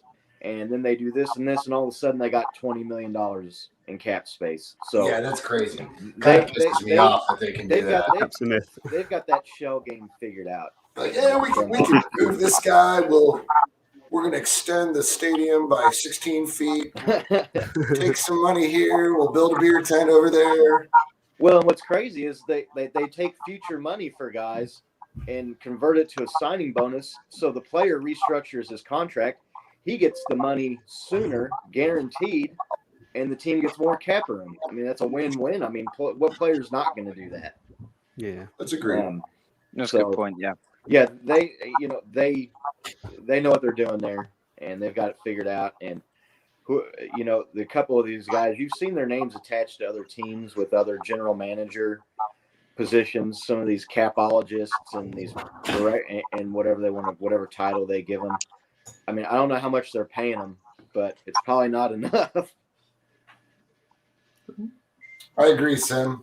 Why would you fix me? Ultimately, I can't. Baltimore didn't want to be on the hook. What's going on? So you're saying Baltimore didn't want to be? So Baltimore didn't want to have to get stuck left paying him from the layout. Yeah, the Ravens. I mean, it was pretty. Sorry, obvious that Carl. I didn't mean to put you on full screen, but a couple of people left at the same time, and the symmetry of the page has all gone skyward. And I was trying to get everyone back organised, but for some reason I can't. So that's why, unfortunately, we had to have your ugly mush on the full screen for a while, because no one wants to. Charlie had a good question. Touche. We had a good question on. Nick, Khalid had a good question for the panel. Yeah, I'll just bring it up now. Yeah, I've got it. Bring it up now. There you go. How much better is Jones compared to Davis Mills? I think Mills can do similar things, and he seems slightly more mobile. John V, what do you think? I watched a little bit of Davis Mills. I think that Jones throws a better ball than Davis Mills. They can both air it out, but I think Jones is the better quarterback of the two. I watched Davis Mills try to run, and he's a big dude. He kind of reminds me of. He kind of runs like he's slow. I think he's slow. I think Davis Mills is actually pretty slow. But I'd be lying to you if he could throw a nasty ball across the center to Simi. But other than that, I think honestly between the two, I think that Jones is the better quarterback between the two.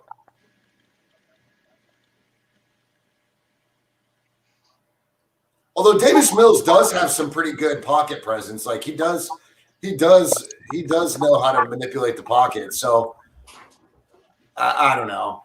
I still think it's Mac Jones by a stretch. I think he's the better one of the two. I'm still finding it hard to get my head around all of the hype behind Mac Jones. He hasn't played for a year, or is it a bit longer than that? And you watch, and again, he is a disadvantage because of the receivers he plays with, right? And the competition. He's got the pick of the crop receivers that he throws to. And everyone, he's the best NFL ready QB and this, that, and the other. But is that because of who he's been playing with? Well, or not in his case, because he obviously opted out for COVID last season. I don't know. Freddie, what do you think?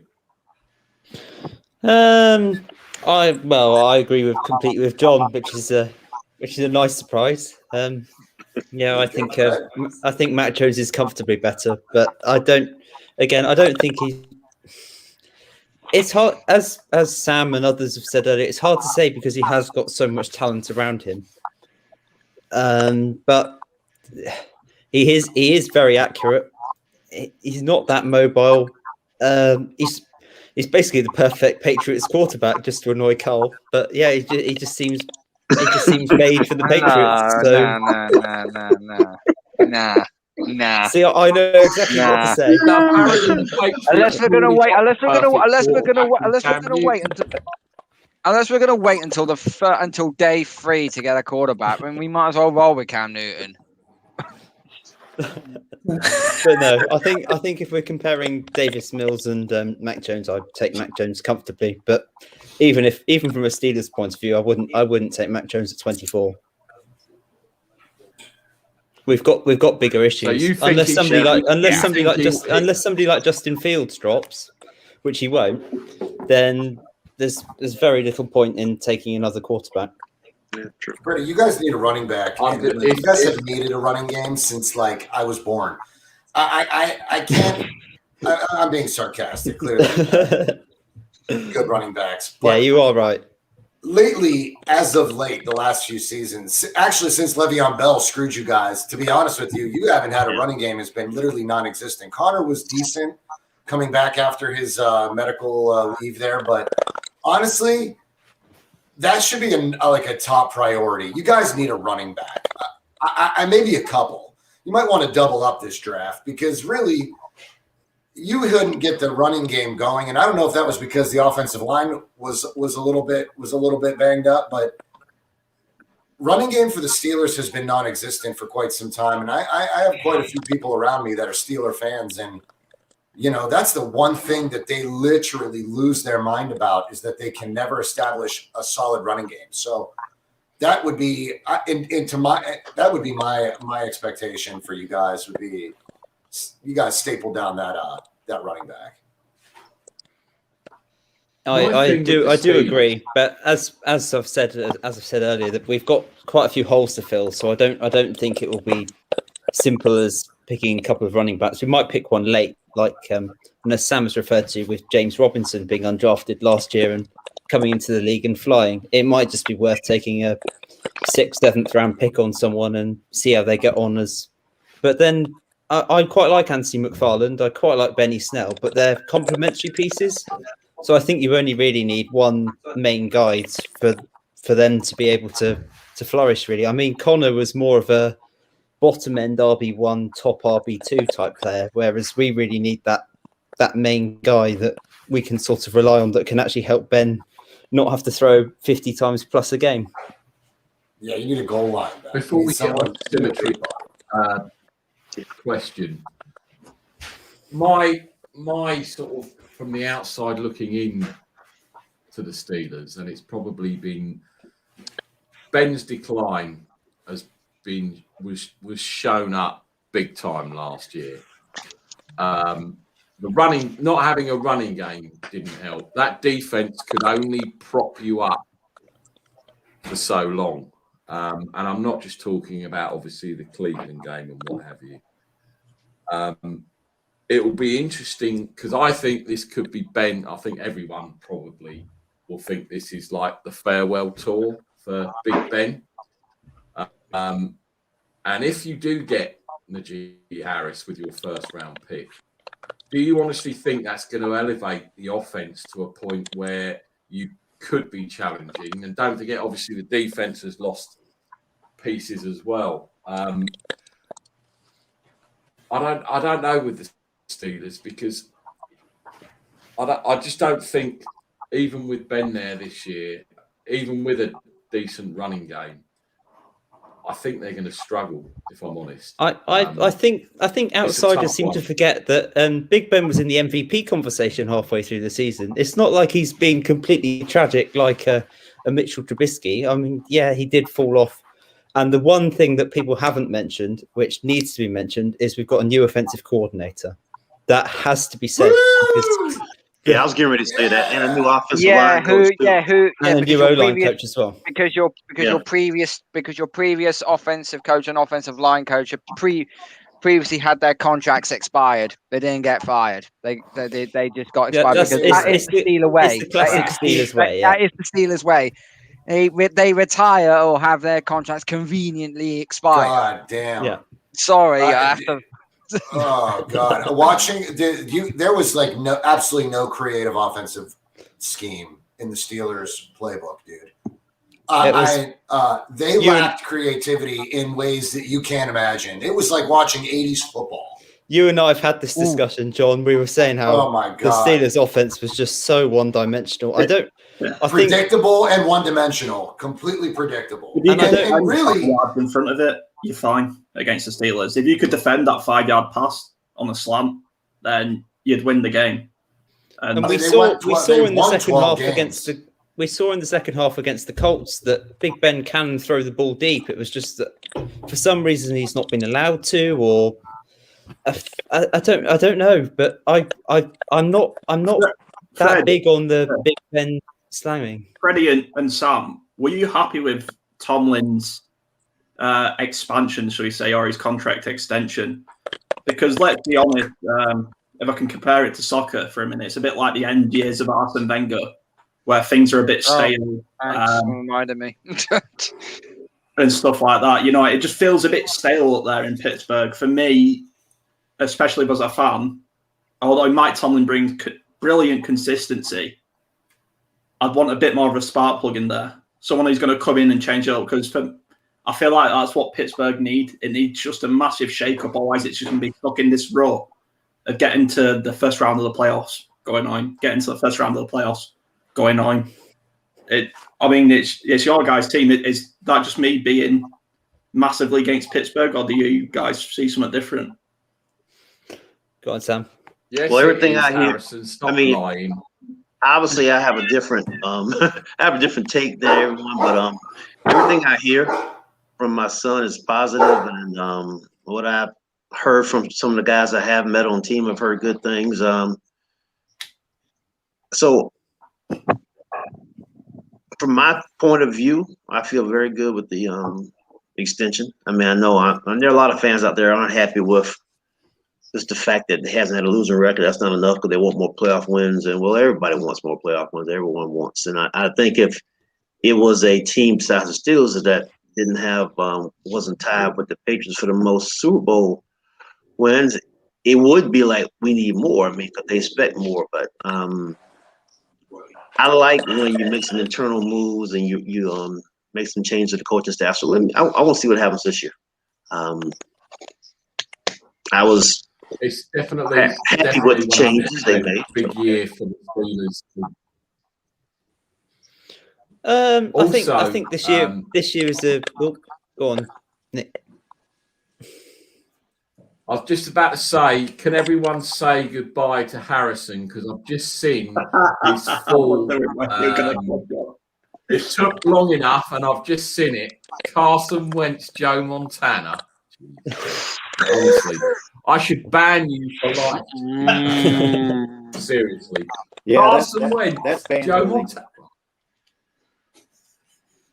Honestly, that's a lifetime ban from the Shank. And I'll delete that text you sent me about going for a beer in London. That's disgraceful. Anyway, I digress. Sorry. I'm shocked that, I thought Carson Wentz can go and pick the cones up and Joe's jockstrap. Even now, because I don't know if you all saw the throws that Joe Cool was making on Twitter. I'd take him now at 60 or whatever he is over old Carson. But that's just me. You should be ashamed of yourself, Harrison. I welcome you back on this show with open arms. You should be ashamed of yourself. Seems like his YouTubing has got to his head already. Now he's got more confidence in front of the screen. Exactly. Comes on here taking the piss. Exactly. It's not good.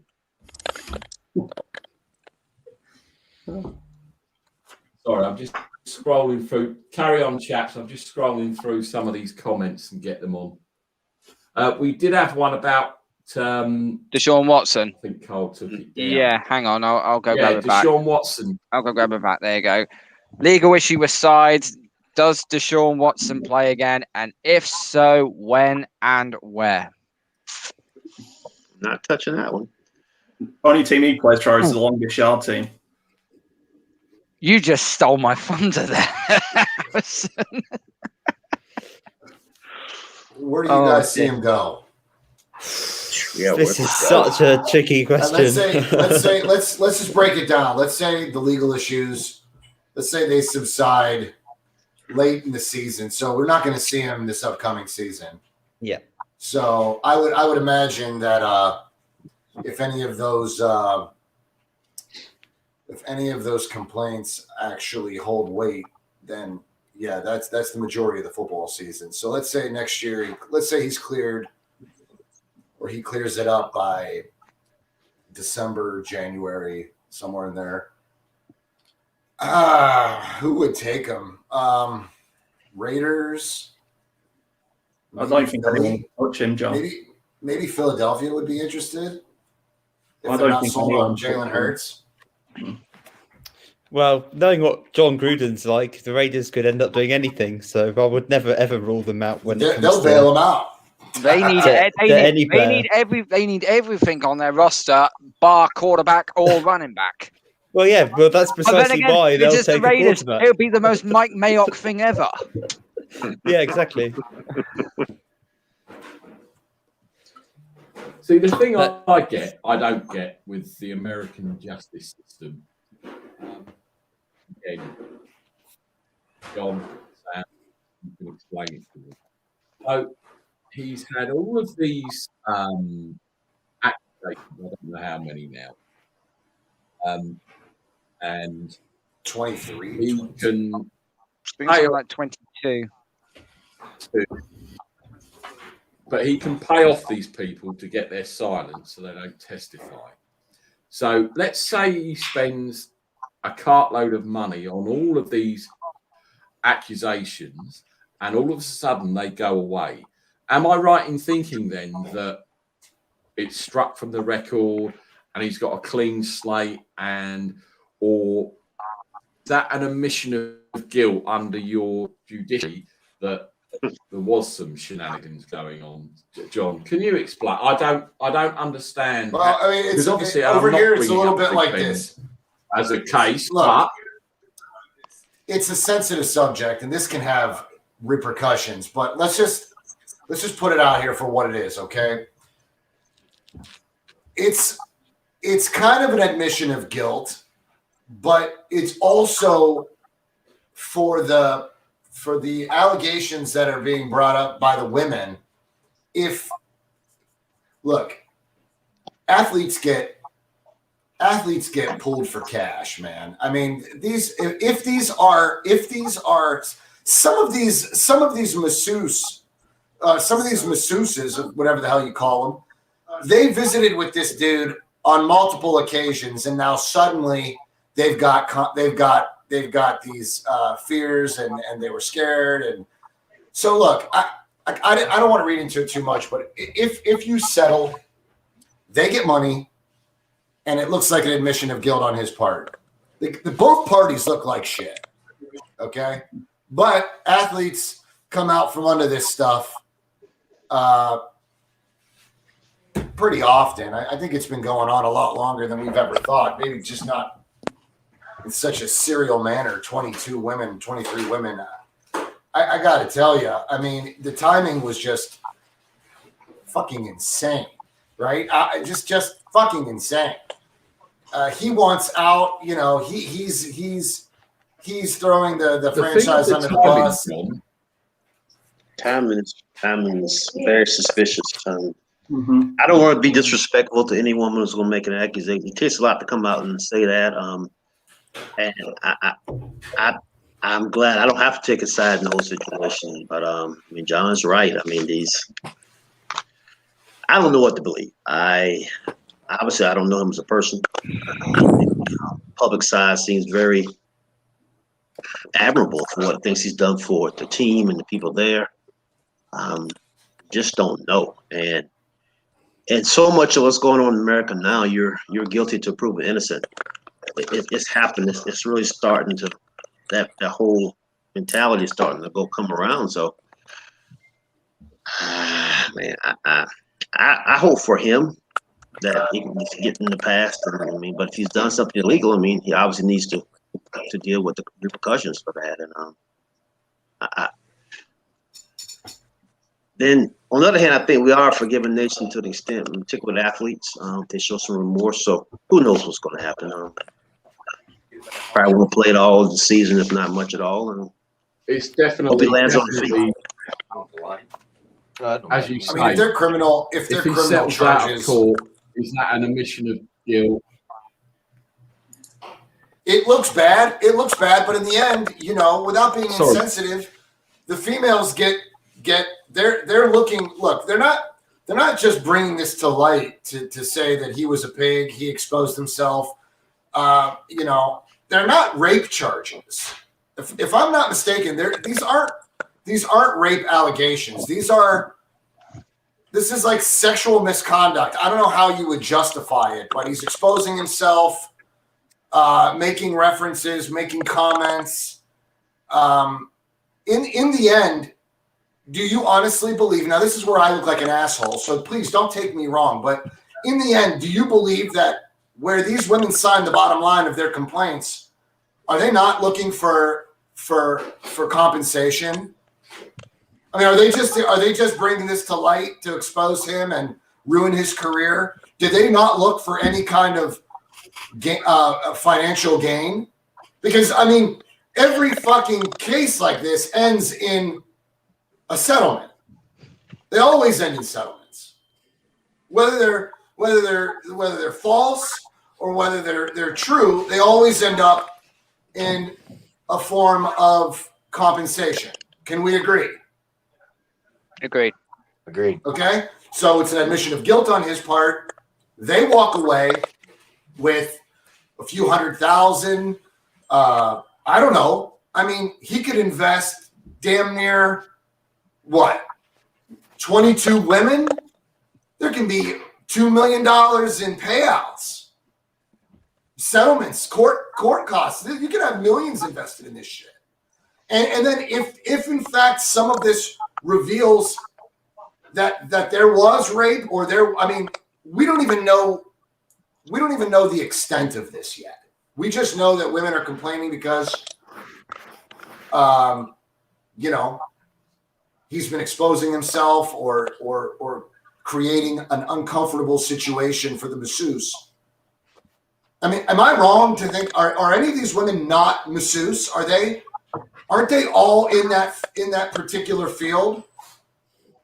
Yeah, as far as I know, they are. Yeah, that's it's just one of those things where Ben Roethlisberger went through this same thing, didn't he?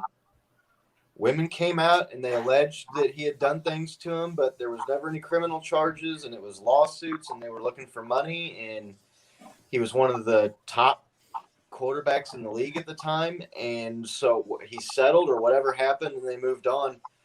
I don't see Deshaun Watson, one of the top 3 or 4 quarterbacks in the NFL, not playing again. Unless something comes up and these turn into criminal charges and he's looking at some penitentiary time, maybe something like that, I can see that costing him. But right now, we've seen this with other players, and we know what happens. If you're good enough and you can afford to pay the people off, then that's generally what happens. He said that he's going to fight this. I don't know to what extent, how long he'll fight it. Maybe his lawyer, maybe somebody comes to him and says, look, you just need to make this go away. You're making it worse. Even if you did it, or even if you didn't do it, you're just making it worse by dragging this out and fighting it. Let's just move past it. That's the smart play. You got the money. It's awful if what he's accused of doing is true. Obviously, no woman deserves to be treated like that.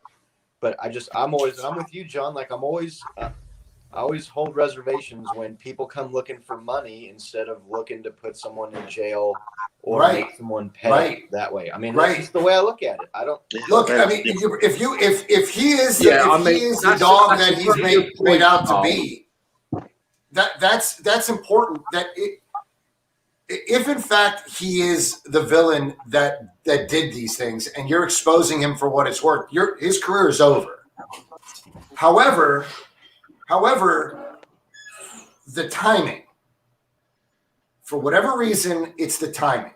Why suddenly, just days before, what was it? A day before free agency? What was that? What was the timing? Was it free agency? Yeah, it was roughly that time, wasn't it? It was free agency, just before or just after. So did these were they building a case on him all year long and thought was it the attorneys that decided to bring all these allegations just the day before free agency? One woman came forward, then another, and then it just racked up. But the timing, you can't deny the timing isn't suspicious. Well, nobody comes out. Nobody comes out of this looking good, right? Because if what has happened, it's despicable, and Deshaun Watson should be agreed. If it turns, and also if it has happened, it means the Texans have been covering it and covering up for him for God knows how long. So it means the Texans are going to get dragged through the mud as well. The only thing I would say, what's making me think this is a big web of doesn't the prosecutor? There could be a big web that's coming out because of this, because obviously he didn't want to play for the Texans. They said that he could help choose the general manager. That other guy stepped in. There's so many scenarios that could play out. Total utter BS. There's conspiracies that Texans. I believe there is a character assassination with regarding of Deshaun Watson. Also, I want to put this point out as well. Symmetry 7 came up, posted a couple of items on here, which I'll ping up for you right now. Where's the first one?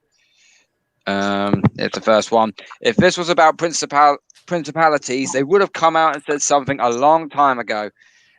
And that just got me thinking, when you're a professional sports athlete, you know, you have a lot of people to take care of. You have a nutritionist, you have your own PT instructor, you have your own chef, you have your own massage therapist to actually help you after these training sessions and after all these games. If you've got all that in place, why would you need to go to 23 different masseuses? Surely, if you've had one therapist, go, you know what, she actually done a really good job, I'm going to employ her to actually be my personal massage therapist. Where did these other 22 come from? That's what I don't understand. Was he visiting one on away games or two? How did you accrue so many masseuses? How did you get so many in and behind you? I don't understand when the franchise offers these services with the training staff. Why are you okay? Look, I get it. You want to go out and you want to go and get a massage from another woman or another wherever. You want to get out of the confines of the franchise, and you want to live your life and go here, go there, do what you got to do. Whatever, I don't care. Okay, that's fine. However, the conspiracy that ties the Houston Texans to this shit the night before. I'm not a big conspiracy guy, although I do believe that conspiracy resides in and around Fortune 500s. Anywhere where there is a fuck ton of money, I believe you can have a form of conspiracy. Do I believe that this particular scenario if the fucking Texans get caught in trying to pay women to assassinate his character, they're fucking done. I mean, that team is gone, dude. There will be another team taking the place of the Houston Texans. That franchise will be non-existent. They won't go Texans. I don't think Houston will have another NFL franchise ever again. Never again. I think if there's one place in Texas where they could go, and it was and also I think it was the AAF. I think it was the San Antonio Commanders. There was rumblings that they could have had an NFL franchise in San Antonio. That's where a new one could be built. But no, I 100% agree with you, John. If this does come out as a character assassination, there's no turning back. It would be the biggest. It will be worse than the world. It'll be worse than the cheating scandal in the World Series of 2017. Oh, without a doubt. It would be. Without a doubt. I mean, this would be the biggest in sports history. This would be the worst. And like I said, I'm not trying to be insensitive, guys. Like we can't. I'm not trying to say anything bad here, other than the fact that we don't have the facts. We don't know what happened. If he's a piece of shit, it will be revealed, and that will be the end of it. You know, period. If he's a piece of shit, we'll know it. It'll be done. But because of the timing, and maybe the timing makes none of this relevant, but Jesus Christ, a judge and a jury, I mean, the defense has to be like, what? Yes, Symmetry's right. Why? Oh man, I don't know. I don't know. I don't want to say too much because I really don't fucking know. But I'll tell you this right now: if this was a goddamn character assassination, and it was the Houston Texans that were conspiring behind him, holy shit, Jesus Christ, what a story! Yeah, forever. That's almost like too far fetched for me to even believe. I agree. It's going to be. I mean, I would be amazed if the franchise was brought down because of this. But if it is proven that it has been a character assassination, it will be a test of the NFL, right? Because we've seen Ray Rice and blah, blah, blah, and all the rest of it. Ray Lewis, someone mentioned, obviously Big Ben. I would be amazed. It really if makes you wonder if those 31 other owners have the fucking balls to fucking annihilate another owner, because that's a tight fucking group, and there's some old heads and they got some fucking issues, man. And I'm telling you right now, fuck, I don't even know what to say, to be honest with you. I just know that it's like an old boys fucking. It is old boys club. It's like It's an old boys club. club. Yeah. And I'm telling you right now, Jesus Christ, I'm trying to figure out, guys. I've repeated this over and over, but the timing, man. And it seems like there's always some shit revealed about someone. Like look at the night before draft night. Guys, make no mistake that there are people waiting. They've got a notepad of shit that they are going to push out to Twitter. They're going to flood social media with all this shit. There's going to be tickers on fucking Sports Center. It's not going to end.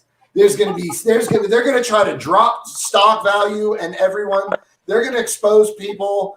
Don't make no mistake. There's going to be a couple of Deshaun Watsons out there. Okay. Sam said something I think is really important, and today with the media and the news, there's so much, guilty until proven innocent. You guys see my stuff on Twitter. I'm a big proponent of the United States and our justice system and presumption of innocence. So I don't know the facts. John, you said it. We weren't there. We don't know. Sam said it. I don't know Deshaun Watson. I don't know if he's that kind of guy or not. So until he goes to court and is proven guilty of committing crimes against these women, I'm going to say that I'm saying that he's innocent. And a buyout and lawsuits, that's not going to sway my opinion. We have a legal system, we have a justice system, and you have to go off of that as far as I'm concerned. So we'll see what happens. If it goes down that road, then it does. But to me right now, it's looking to me like there's some people out there trying to get some money out of them, and we've seen this happen before. And if you're good enough, you'll still play. If the allegations are true, though, you're never going to see the field again. If they're true, if they're proven to be true in a court of law, definitely, right? 100%. It's over. It's game over. And it's crazy and it's terrible. But this is, you can't get away with being a dirtbag. And that's just the way it is. You shouldn't be allowed to get away with being a dirtbag. If you're a dirtbag, the world will fucking know. But that's all there is to it. But you also shouldn't lose your career and have your name dragged through the mud and get the scarlet letter because of the media or the news or people making accusations against you either. Look, I don't know what the severity is. We still don't know the severity. We just know that there were complaints about some exposure and some comments and some uncomfortable situations that these girls were in. They were just in an uncomfortable situation. From what I read, that's what I gathered. Now, there could be another underlying situation here that we have no idea about. And that's that. Sim, it's all good, man. These are topics that need to be spoken about. We can't just leave the elephant in the room. We haven't heard much about it since a lot of the draft stock started, a lot of trades, this, that, and the other. That whole situation fell to the back burner. And for now, for as far as we know, they're going to court, and there will be future court dates, and we'll know. But to end it all, if you guys don't mind, we'll just see what happens when we get there, and it is what it is. It's truly unfortunate, and it's terrible if it's true. So we're this society right now is sensitive, and it should be, because a lot of bullshit's gone on for too many fucking years. Where did the texts an interesting go on point the here field? from Izzy as well. I just find it alarming that the Watson bomb, the Fields epilepsy leak, what other Tunstall like shit can come out during the draft, and that's very interesting about Fields. Yeah. Now, it comes out that he's got epilepsy or he's managing epilepsy with drugs and stuff like that. You know, this young man next week could be going number 3 overall, could be going number 4, could be going 2. And could be going 15. Why do people put this shit out about him? Sorry, I had to throw it out there. No, carry on. I don't understand it. You know, it's in this country with our soccer team, our national soccer team. Players get built up, and then all of a sudden, the media just want to stick the knife in, put the boot in, and affect their things. You know, everyone would have known about Fields. Everybody. The people at his university, when they're going to draft them, you know, all this kind of stuff. So why now is that all of a sudden put out in the media that the poor kid had epilepsy when he was younger, etc., etc. Again, why would they do that on the eve of probably the biggest week of his life, Sam? Why would someone do that? It's agents, Nick. It's agents. The agent of Trevor Lawrence or whoever else, Trey Lance, someone who thinks that their player is going to get drafted over a certain guy will try and get there on these other kids, you know, these young kids, to try and lower their value because they want their guy to go higher, so they get more money and they get a better rap. It's all backdoors and handshakes, mate. And it doesn't just happen in the NFL. It happens, you know, coming through our football and pyramid, say.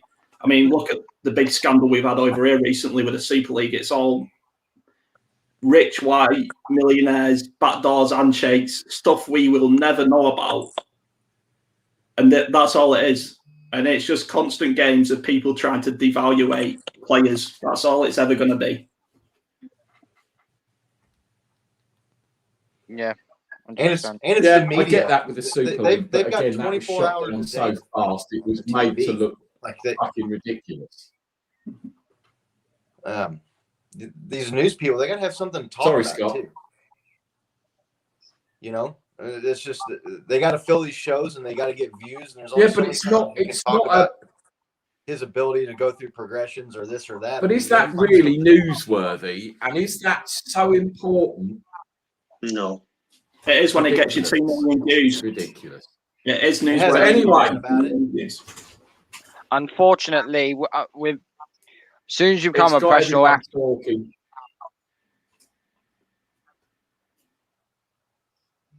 talking. Go on, Carl. as soon as you become a professional athlete, you are under the microscope 24/7, 365 days a year. Every single move you make, every single action that you do, it gets documented, and the media will try and portray it in a way which shouldn't be. That's very true, and I can actually confirm that because as people of the show who've watched this show know, back in my junior years, I was a superb athlete, and I broke the record for the 100-yard dash, except I did roly-polies because I really wanted to do about 20 minutes, but that's another story. So I can adhere to what you're saying about being a professional athlete because I've been there. Right, we're going to wrap this up. We're just over the 2-hour mark. Sorry, honestly, John, I promise you, I was such an athlete in school. It was scary, and look at me now. Oh no, I'm laughing at hosting my own symmetry. YouTube You called me Agent Mulder. Well, where's Scully then? I told these guys Mulder, I don't Mulder, like that's a conspiracies, but I kind of buy into a few, so it kind of makes me a little bit of a hypocrite. I would say where's Scully, but then again, that's Dion's, and he's not here either. So there you go.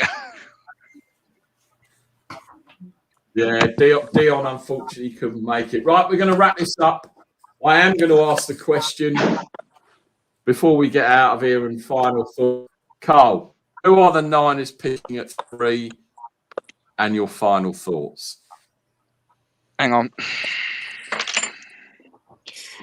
With the third pick in the 2021 NFL Draft, the San Francisco 49ers select Justin Fields, quarterback, Ohio State.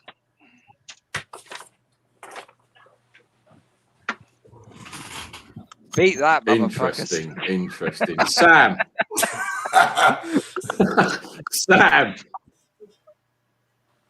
Who do you think the Niners are taking at 3? QB, tight end? Who do you think?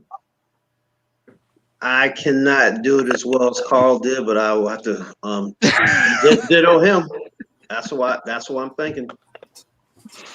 And hoping too. So yeah, that's what I'm going with. John? Definitely. John. Look, I mean, I want Fields, but it doesn't mean that, Kyle wants Fields. So I hope it's Fields. But look, I wouldn't be opposed if it was Lance either, because the kid's still a beast. But my personal choice would be Justin Fields. And believe me, I was opposed to that. If you look back on the show a month ago, because of the history of Ohio State's quarterbacks, I was reluctant to say so. But I didn't want Mac Jones either. To be honest with you, I didn't know who the hell to pick because I really didn't know what I was doing. But I found JT O'Sullivan. I started watching a lot of his shit, and I like everybody else, and I wasn't the only one. Give me a fucking break. There were a lot of people out there on Twitter and every other goddamn place that said Ohio State didn't have quarterbacks. Fuck them. This, that, and the other thing. So it is what it is. They nobody can bullshit that. Jesus Christ. They doubted us. They doubted us 100 times over again. So, yeah, don't buy that shit. Because there's a lot of people out there that doubted Ohio State would have any quarterback making a splash in the NFL. So I wasn't. Dwayne Haskins will. Hey. He's going to be your quarterback because I don't know why the hell you're laughing. You need to. And you know what? He might be good. Yeah, that's what I mean. Down. People are sleeping on him. I'm calm. I'm calm. John. I'll be as calm. I'll be calm if you get an Ethernet cable. I can't. It's not my internet. It's this bloody microphone. The internet's fine. It's this microphone wasn't connecting. John, you need to calm down, sir, because we've still got a few days left to the draft. You've had your rant. You've got a bit more off your chest. I just hope they pick the right guy for you because I can't get the beta blockers over there fast enough, brother. I just Freddie. want the meltdown when you pick Mac Jones. Niners, pick 3. You're on the clock. Well, that's what I've gone for. I'm using my draft board. So the Niners will take Trey Lance and we'll take Najee Harris. I thought Justin Fields, and then you've all gone with Justin Fields. So I thought. So you've just basically gone against the grain. Yeah, because I'm bored of you all going for the same option. So I thought, why not go with the outsider with the higher ceiling? So yeah, I don't see why. I think it's very 50-50 between Fields and Lance. I don't think they're going to take Mac Jones. I think that's just a side screen. But I'm definitely going to be stalking John's Twitter on late Thursday night if the Niners do indeed take Mac Jones. So I'm looking forward to the meltdown if that is indeed the case. I will break everything in this fucking house. If it's Mac Jones, we will have problems. But then again, who gives a shit what we want, right? Yeah, it's what the GMs and the head coaches want at the end of the day. Huey, you are the 49ers GM. You are on the clock. Who are you picking at 3? I'm going to give you the hottest take of the year here. Uh-oh. And everyone's going to just not believe me, but it's going to happen. Where's the mute button?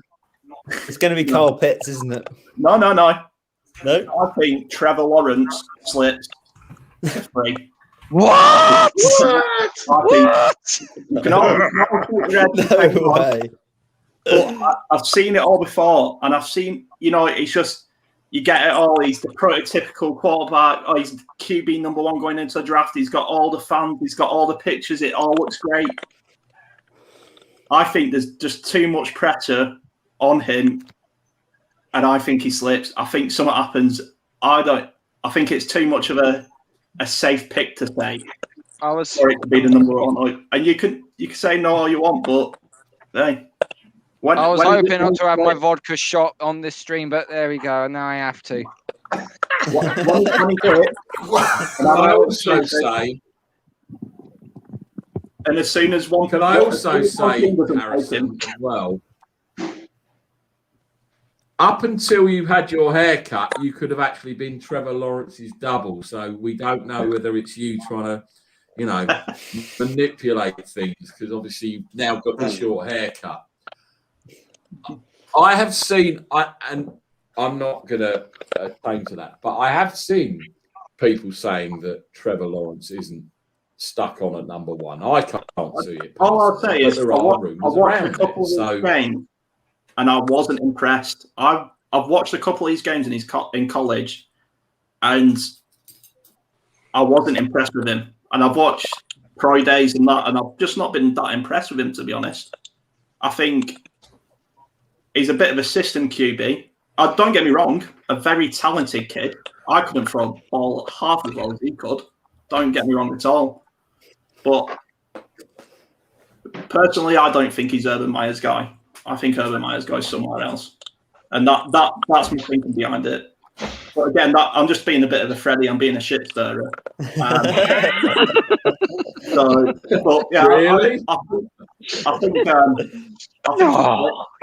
I think he's lit, and I think San Fran find themselves with a long-go quarterback. Interesting. Now, this is going to be interesting because obviously next season when the 49ers get to the Super Bowl and do a number on the Kansas City Chiefs, just like happened last year, Mr. Rogers, you are the 49ers GM.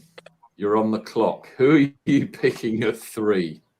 He's going to pick an offensive lineman now or something. You wait, or a kicker or something. You take Penny, so I'm out of there. I would give anything to see Mac Jones picked at number 3 just for the sheer entertainment value on my timeline. Yeah, but that's not going to happen, though. That's not going to happen. And we got Mr. Hot Takes over here with his Carson Wentz and his Trevor Lawrence slides to 3. Listen, if Trevor Lawrence slides, it ain't going to be a 3 because they're going to scoop him up at number 2 quicker than you've seen any pick ever made in the NFL draft. And the Jets, 30 seconds on the clock. Jets will ruin Trevor Lawrence. They will ruin him before the Jaguars come to their senses and take their pick back. But I think Fields is going to the Jets at 2. I do. He's been rising, and Wilson has kind of been cooling off. I think the 49ers get Wilson at 3. I think that's what happens. I think it goes Fields, Wilson. Wilson, bro, you have us. I mean, as long as it's not Macaroni Jones, I don't give a damn who it is. Macaroni Jones. Let's be very clear, gentlemen. Of course, I mean, I'm still going to root for my team regardless of who it is, even if it is. Macaulay Corkle Jones, I think his name is. Yeah. It is what it is. Look, but 49er fans will melt down, and if you think I believe in conspiracies, 49er fans are in a conspiracy. They've been in a conspiracy since we traded up to the number 3 spot. Conspiracy has surrounded us. So, I'm interested. Just real quick, just one word answer for the 49ers fans on here. Would you rather have Wilson or Fields?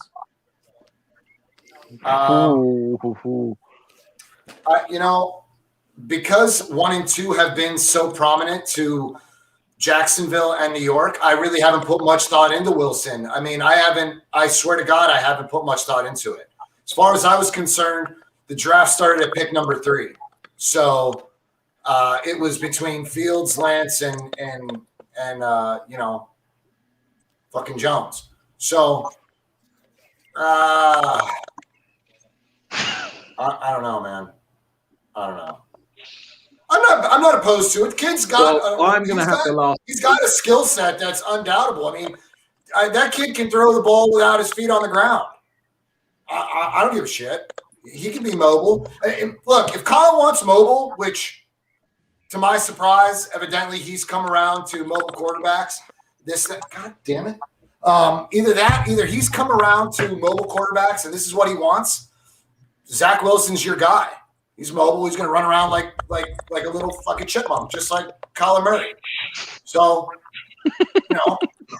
it's about time that we started giving defenses a hard time, dude.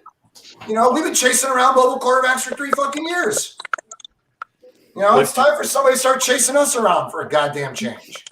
Wilson or Fields, though, John? You can have either or. Who do you want? I don't know.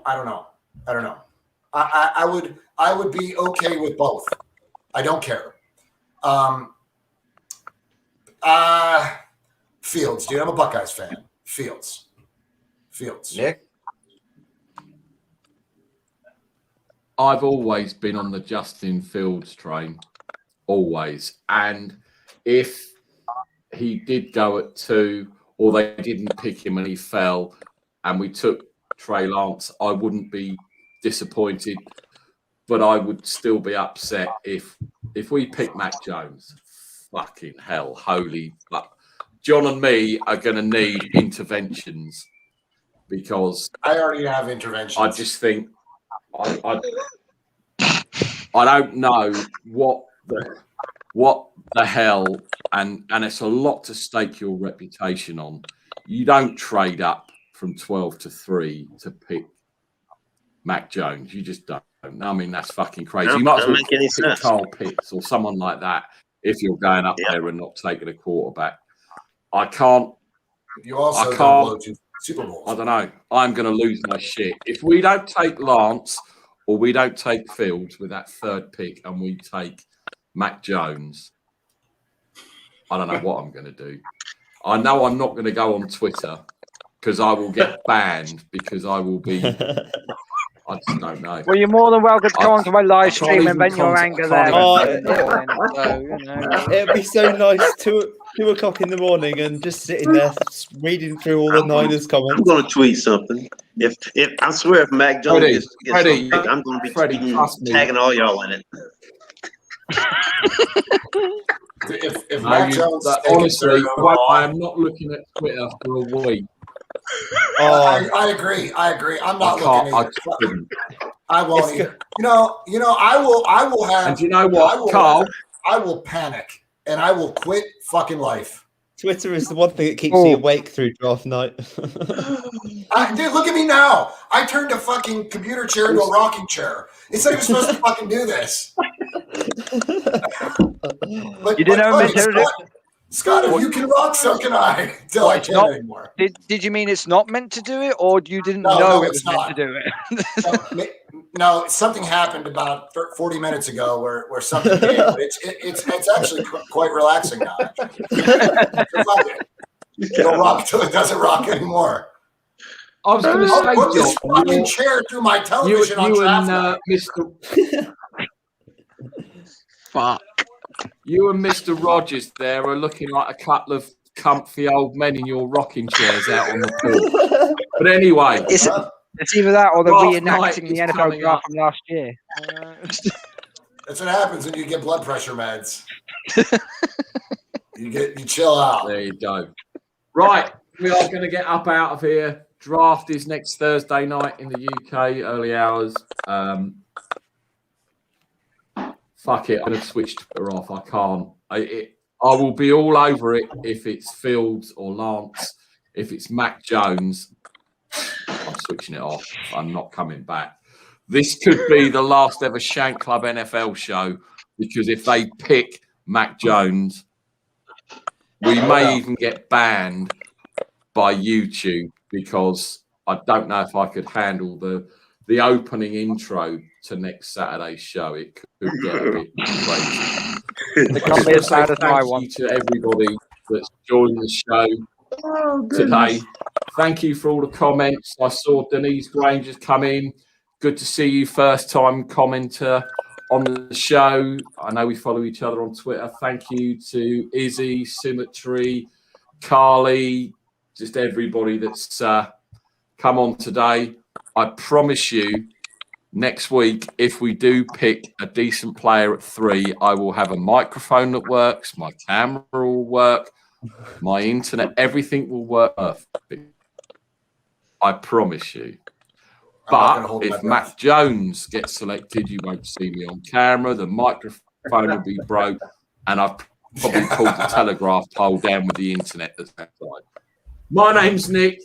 Thank you, Carl. Thank you again, Sam. Passed our best wishes on to your boy again. Hopefully, he may come on again before the season starts. John, as ever, thank you. Posh boy Freddie, respect. Carson Wentz, the fuck out of here. Scott, as always, it's been a pleasure. Thank you to everybody. Oh, gosh. We'll see you again soon. I will be doing some DJing later, but there's still going to be no banjo music for you, I'm afraid, Scott. You can catch me on YouTube and all over the place. Start a ghostly rocking chair. He'd probably break that. This is the Shank Club NFL. Thank you very, very much, everyone, for joining in. Really appreciate it. Please, Fields or Lance at 3. Take care, people. Stay safe. Hopefully, we'll see you next week. Take care, everybody. Cheers, guys. We out of here. Go Faithful, go Niners.